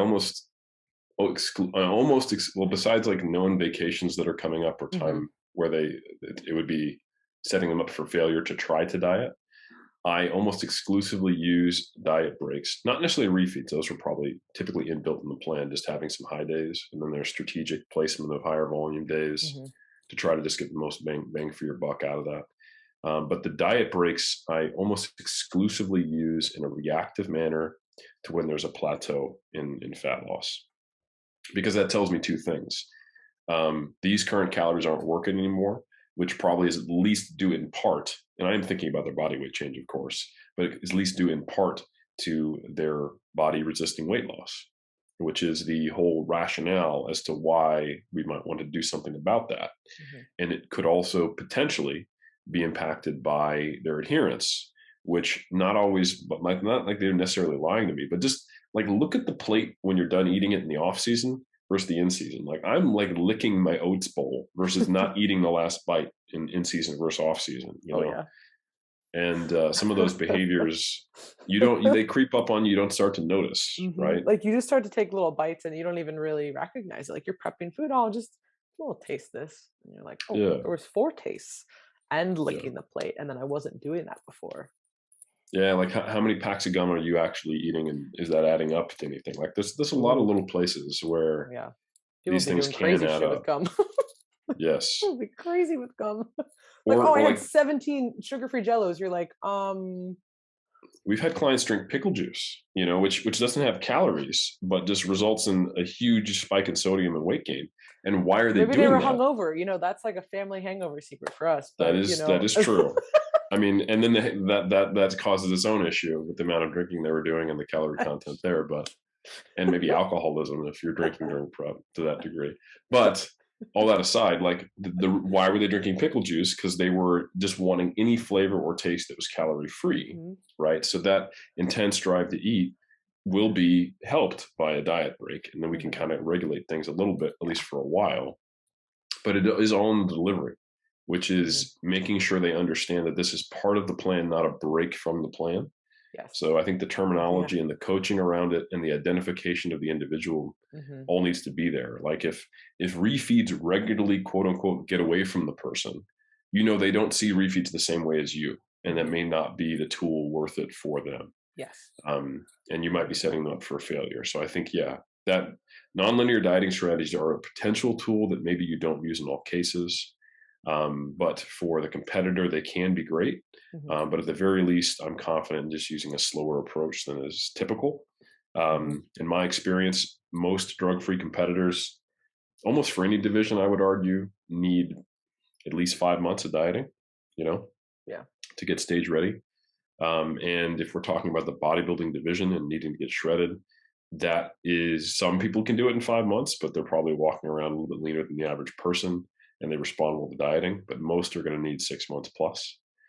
Um, Other things that are great is trying to get ready early and then increasing calories into the show. I do Mhm. find that helps. It gives a psychological light at the end of the tunnel that you look forward to, and then it helps you reverse at least the minor parts of the effect. Yeah. But having been someone who's taken many athletes and done it myself, where I've gotten ready early, like in 2019, I was shredded in June, and I did shows in July and August. I actually shredded in like late May, if I'm honest. But anyway, I had a 10-week reverse diet before my season was over, and I felt better, but I still felt like shit. Like I Yeah. was still shredded. So it just did not go away until I actually had put on some body fat. But that can help. It can Yes. help. Um, A lot of those GI tract issues will get better, especially my sleep didn't get better, a few other things. But so those are some things you can do. You can make sure that you have appropriately set up diet to maintain lean mass and you're training hard. You potentially either just not dieting too quickly and or not either via just a lower energy deficit per day or these nonlinear dieting strategies. And then I think a huge component of it is what do you do after the diet? Because everyone is going to get to that kind of same place at the end of the show. You can talk to, like, you can make it extra hard for yourself and, create food rules and be overly restrictive and do it kind of very old school. And then you get all the stuff we talked about, plus just making the diet less fun, um, and just hard and unpalatable. Or you can just get what we talked about by using a more flexible approach. But what we talked about is still brutal. So even in like a quote unquote evidence-based modern approach to dieting, where you're allowed to eat what you want, you don't get to eat much with 1,700 calories as a guy or 1,100 as a female competitor. So it's going to be chicken and broccoli no matter what at the end to some degree. Yeah. But what do you do after? And the traditional approach of just binge eating, that's kind of what led to the reverse diet, because people would, as the conditioning standard has gone up in all divisions in modern times, and the proportion of people who are able to get there, which is what the standard going up means, it's actually hard if you want to compete back to back years to put on 40 pounds in the few months after your show, which was normal for bodybuilders just even 10 years ago, 20 years ago, and then get back into shape the next season. You often can't do it, because this definition or the standard for shape, getting in shape, is much higher. So, and the leaner you get, the more likely you're to rebound. So this increased standard of competition, is why you see a lot of competitors not competing every year in modern times compared to previously. They have to diet harder, and and it's harder to get ready again from the rebound. So Or they I think do, and then in a few years, they burn out. that's how we talked about in the beginning, those compounding effects Yes. like smack you in the face, and then you're like, nothing is working anymore, right? And that is really where I start to see those issues of, the more extreme it is, even if it's not a physique athlete, right? Even if it's somebody who maybe was overweight and that was kind of that became their new settling point, and then we're kind of very weight reduced, right? That's still an extreme change. And the more extreme cycles that you incorporate there, that more that we're going to see that rebound potentially, right? And those adaptations compound. So I think that this really, we always talk about, obviously, physique athletes, it's the most extreme version of everything. But if you still had just an extreme fat loss in general, even if it wasn't for physique purposes, and technically you're still at a normal body fat, but it's such a change from your baseline, or your baseline that was, before you went on this extreme diet. And not saying extreme as in like, oh, 800 calories HCG. I'm just talking about like you lost a substantial amount of weight. You're significantly weight reduced. That is still going to have that potential rebound effect. And we're going to see all of those same issues afterwards. And that's really where that weight regain happens. And that's how that yo-yo dieting persists, because it's like, okay, I lost all this weight. Great. Gained a little bit. Oh, kind of overshot. Oh, got to go down again. And then, so we're seeing all the same things. It's just a different end outcome, but it's very, the physique is different, but there's very, very similar effects. And I think at least, I don't know, I feel like, again, this is getting somewhat better. But especially, I don't know, it's hard to say, honestly, if I think it is getting better in the physique world or not, because, I primarily deal with bikini competitors, and just the push to compete so frequently is there. And Mm, some people can hang, but most yeah. can't. You do that for a Right. few seasons and it's like, all right, we're tapped out. And then age is going to play a role too. Are you, 22? Are you 35? Are you 40? Right? Like, these are very different things. And I don't care how much muscle mass you have and how long you took off, at some point it's going to catch up.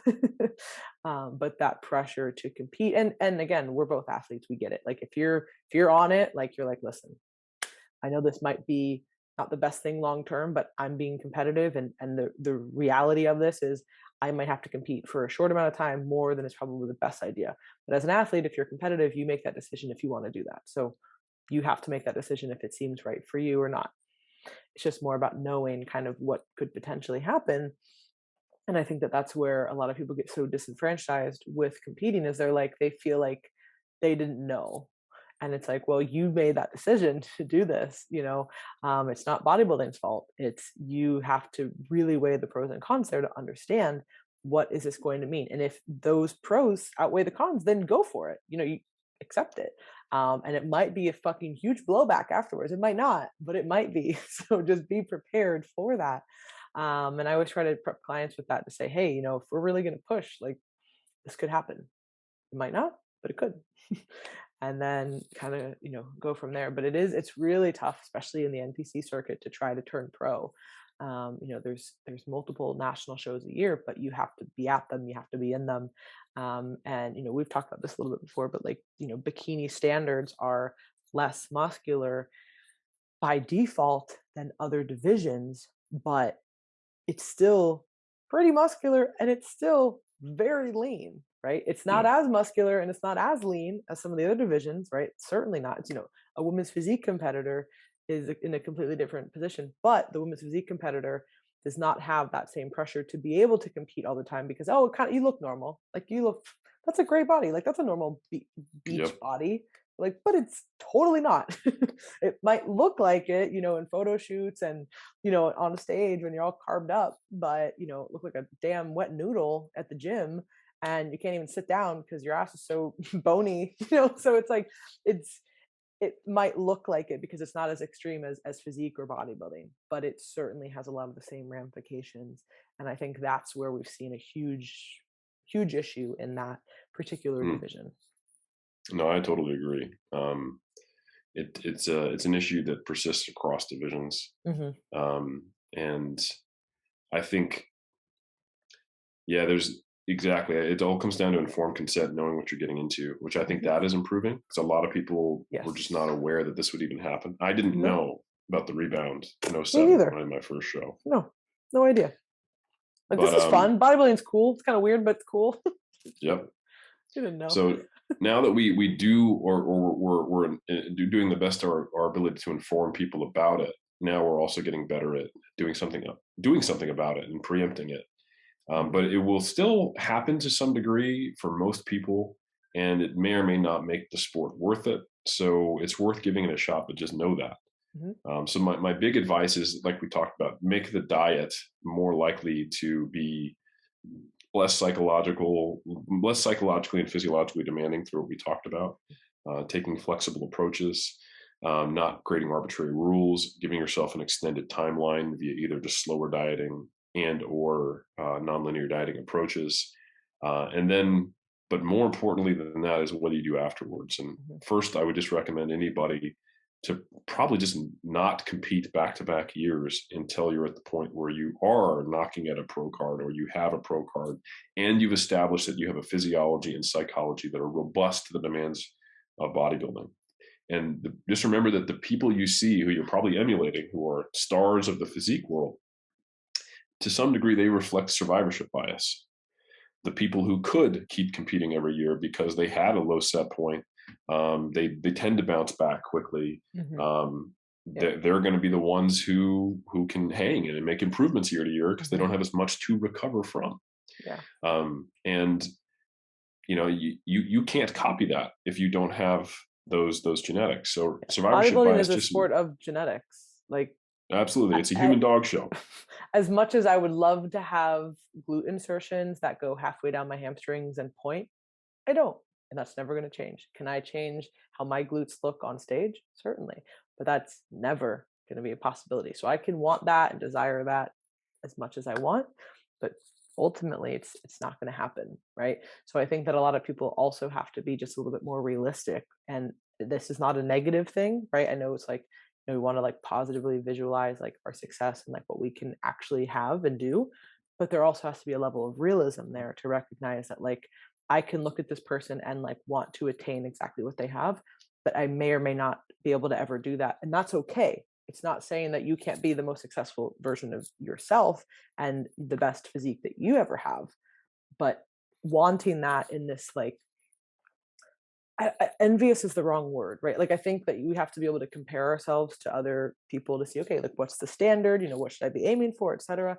But when it's something that's like so out of your control that you're never going to be able to change, and you're so hung up on that in a negative way, like you're not doing anything positive for yourself. You're not. You're literally moving yourself backwards in every capacity. Yeah, that's So, psychologically damaging. And yeah, also what the elite do to become elite, mhm, that's not to be emulated, because most of that was happening to have the right parents. mhm, So because you don't have their parents emulating their process to get there, actually has a large chance of not getting you there. So while some of these gals and guys can compete annually, mhm, to get to your best probably means you shouldn't. And that is another huge piece of advice, because it just prevents that consistent compounding effect that you talked about earlier, Lauren. Um, and then the last thing that I would recommend for people to do to combat some of these issues is to recover as quickly and efficiently as possible post show, which means going in with the plan and with as much acceptance as you can have at the time, which it does take work, um, of purposely gaining body fat back to a healthy level to set up your off season. Because, like I said, as long as your weight reduced and you're walking around trying to be lean or lean, either way, like we talked about, it's not just the body fat level, but the attempt to potentially stay there, and the consistent failure after a show when you're no longer handcuffed to this goal, both will keep you in this state of experiencing reds and all these negative things that are going to get in the way of your bodybuilding goals, and just your happiness and health and wellness. So what that looks like, and the term we coined, is the recovery diet. And the only reason I don't like the term reverse diet is it makes it seem like the diet is happening again, but in reverse, which might be an apt description of the process. But I think it still has you focusing on the dieting process rather than necessarily recovering, which should be the goal. So because there are some people who basically do a reverse diet that looks like a recovery diet, which is great from an X's and O's perspective, but I just want to make sure that the perspective of the athlete matches the goals of the program, which is really important. Because if they think that they're reversing and then they put on 10 pounds of fat in 2 months, and they're like, oh, I've blown this, and the coach is like, this is perfect, then there's a failure to share expectations among the two partners in this coaching relationship. So I think early on, as a coach or as a competitor, if you're running this on yourself, maybe 8 weeks out from your first show, start putting together the game plan for what I'm going to do after the show. mhm. And the way I normally recommend it is like a general ballpark is in 1 to 2 months after your show, you probably want to have like a normal weigh-in, not like I just went out to eat last night and then ate a bunch of stuff that inflated my body weight and I gained a bunch of water, but not like the Sunday after your show morning, but like weeks afterwards. If it's the last show of the season too, that's important. Um, your kind of normal body weight at 1 to 2 months post show is somewhere between 5 to 10% over stage weight, which is rapid weight gain, but nowhere near as rapid as binge eating. And in Yeah. my experience, taking someone who is on a 1,700 calorie diet and doing daily cardio and going, okay, we're going to do every other day cardio and 2,000 calories, that might initially feel like, oh, that's a breath of fresh air. But when you no longer have a show in front of you, it's almost impossible to follow that kind of a small, tiny, itty bitty bump. And you're going to have a couple days at the 2,000 calories and then a blowout at like 6,000 calories. Oh yeah. Compared to if you told them, hey, I want you to go from 1,700 calories to 2,900 calories, and we're only going to do cardio once a week, they're going to freak out initially. And then part of them's going to be like, oh, I'm really excited about that. That's a lot of food to eat. And you might go over, but you're not going to have a 6,000 calorie blowout. You might have like a 4,000 calorie blowout. You Mhm. actually end up eating less total doing a recovery diet, Yeah. and having a more consistent intake Mhm. where you're more consistently sorting out that energy availability. Yeah. And that And the initial recovery is change way is faster. initial change you make, you're not making that change every week, right? I think that's where people, with typically when we think about a reverse diet, people are thinking about making these slow ads. I might Yes. make a big ad right away and not make any other changes for several And more sit on weeks. it. Like Exactly. that's just where we're sitting. And I think that that's another big distinguishing factor there. It's like, let's get this here, because the number one thing that we're trying to avoid after a diet, again, physique competitor or lifestyle client, is we don't want to overeat. We don't want to have binge episodes, because one binge typically turns into another and another. You rarely in that mindset and that mind frame just have like, oh, I'm one and done. Like Mm. they build upon each other, and it might not be the next day, but the next week, you're kind of feeling that pull, and we just want to avoid that. And does it still happen, like you said? Yes, but the idea is that it's not this huge blowout. We're trying to minimize these big rebounds, and this just, again, this kind of psychological distress of everything, right? Because you're already in a very distressing kind of place. But if we can make that a little bit easier, and I think that was a really great example to kind of showcase like what those numbers look like. And those numbers are going to vary wildly amongst everybody. So that's not Eric saying Yep. that everybody has to go do that exact protocol, but to say it is a substantial change, but we don't maybe need to make those substantial changes every week, but we're going to do Yep. this, and we're going to try to be as consistent as possible. I think that that's a huge distinguishing factor, because every time I had ever tried, I just started to realize every time I had ever tried a reverse diet or did it with a client, I'm like, this shit doesn't work. Like, this is not Yeah. working. And okay, am And I the like mindset totally is, like, yeah. yeah, the mindset's so important that it has to match the goal too. Hmm. Like when people are instructed to reverse diet, it's challenging because they know they have to put on some body fat. Like when it's done quote unquote right, even not like the extreme versions, but the goal is to actually put on body fat in the slowest way possible while increasing calories as much as possible, Hmm. which is not like those two things require a slow Yeah. increase. But it's kind of arbitrary, like how fast is too fast. Hmm. And then you have to make a decision about what do I do when I blow it. I guess I'm just supposed to forget and carry on because I wouldn't want to go down. So it creates all of these questions like, Yes. can I gain a pound of fat every 2 weeks? Yeah. And like you have to just create an arbitrary line in the sand, but there is still the baseline expectation that I don't want to gain body fat, or I'm trying to gain body fat as slowly as possible. Hmm. However, with the recovery diet, you set a goal of I need to put on body fat purposely, and I need to do it so that I recover. Hmm. And that completely flips the script when you're like, sweet, my goal is to get 10% over stage weight in a reasonably quick fashion, you know? And that's an arbitrary example. It should be Yeah. individualized, like you said, Lauren. But with the reverse diet, it's kind of like I want to see how high I can push my carbs and my fat up and slowly drop cardio and minimize fat gain. But Hmm. it's super ambiguous. Like, well, Yeah. what is What a does that reasonable mean? amount? Yeah. And it plays on the already neurotic client's neuroses. It makes that Yes. person much, much more neurotic about everything. And I've been trying to share this concept more with clients and people on the show and everywhere. Like, we have a finite amount of energy and resources every day for our physical and our mental, like, just capacity, right? And the more that we at some point, obviously, if you have a physique related goal, you're going to have to put time and effort, and some of your resources are going to be devoted there. But if all of your resources are devoted there, then everything else in your life is falling apart, which makes you feel even more neurotic and more out of control. And then you're going to turn to food because of that, right? Like, there's just like this whole loop of everything. And it's like, we do not need to make somebody who's neurotic already more neurotic by, one, being ambiguous, and two, not allowing them to actually recover and, kind of get back to baseline. So I just feel like it feeds into each other in this really awful way. And I Yeah. don't think it was intended to do that. I think it had good intentions. But then I think that once we applied that and we recognized, like, in the real time, like what that was doing to clients, it Yeah. was, doing more harm than good, essentially. Yeah, the intention was to simply make it so that you wouldn't have to diet again in the off season to then get ready for your show because you binged Yeah, 40 makes pounds sense. over stage weight, right? Uh, So yeah, but it just doesn't sounds work great. that Doesn't way. work. Yeah, it just exacerbated the issue.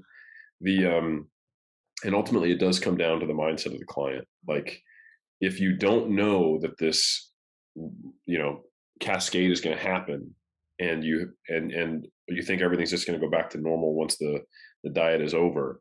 And I'm trying to think about, what did I actually think was going to happen in 2007 when I first competed.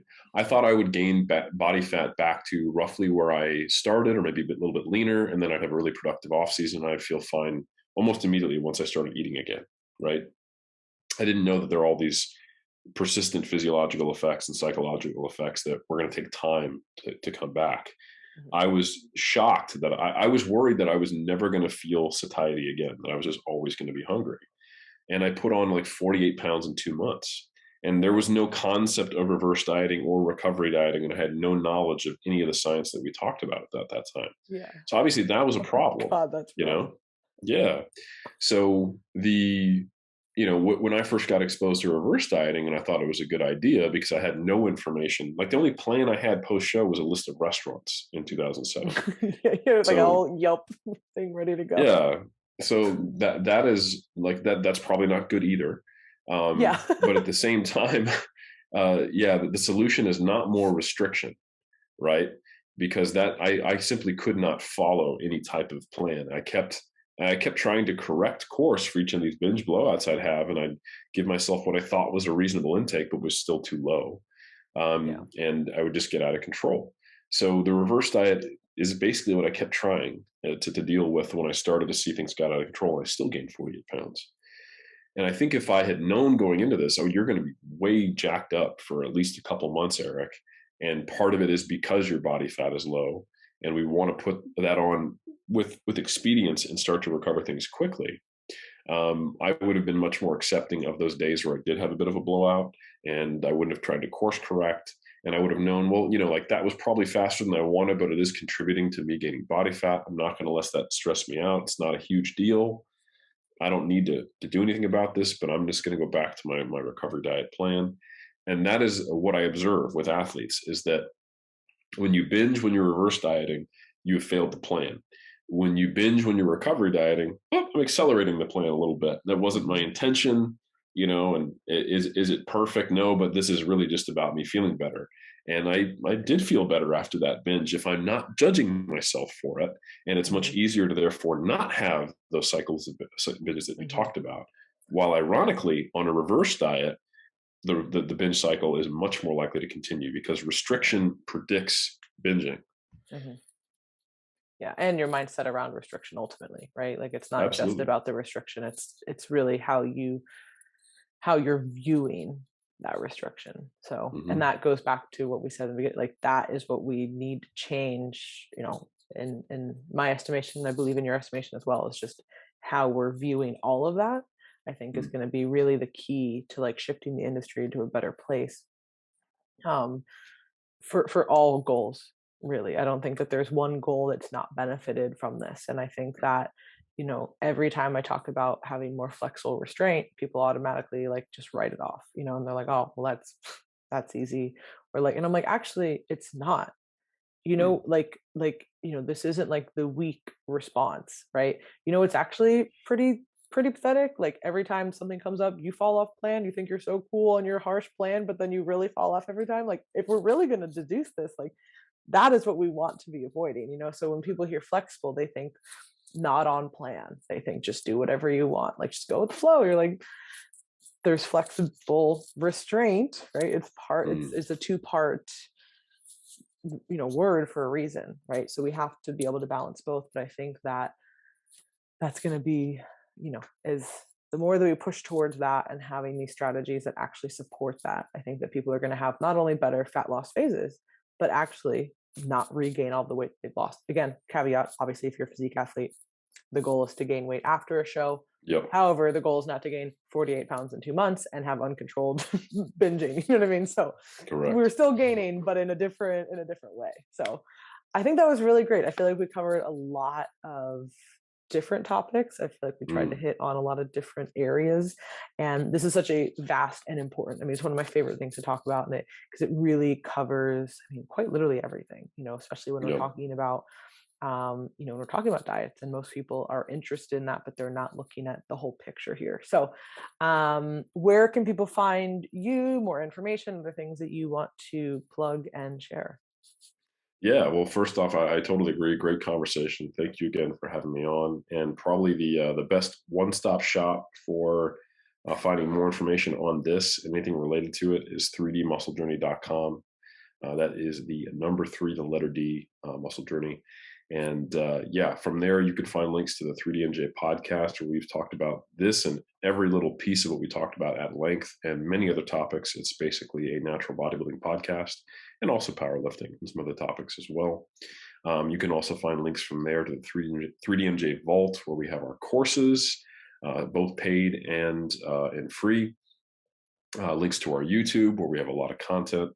And you can also find me where I basically link to all this other stuff. I'm a very boring Instagrammer at Helms3DMJ, where I'm constantly telling you to get off the Instagram platform. It's amazing that I've actually accrued a decent following.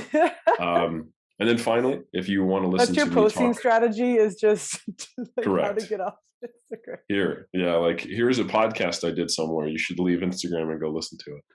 Um, yeah, there's no native content, and there's nothing. That's not true. There's not that much, but hey, people need more long form content if they really want to understand this stuff.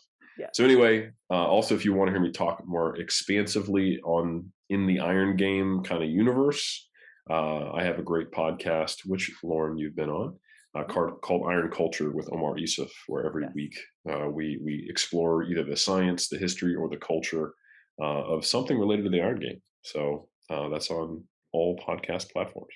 Yeah, it's a really great podcast. So all the stuff you guys put out is great. So thank you again for joining us. My I really pleasure. appreciate it. If you guys like this week's episode, please share it. That's the best way you can support our show. And to check out our coaching services and additional content we put out, visit teamlocofit.com and follow us on Instagram at teamlocofit. We will see you guys next week.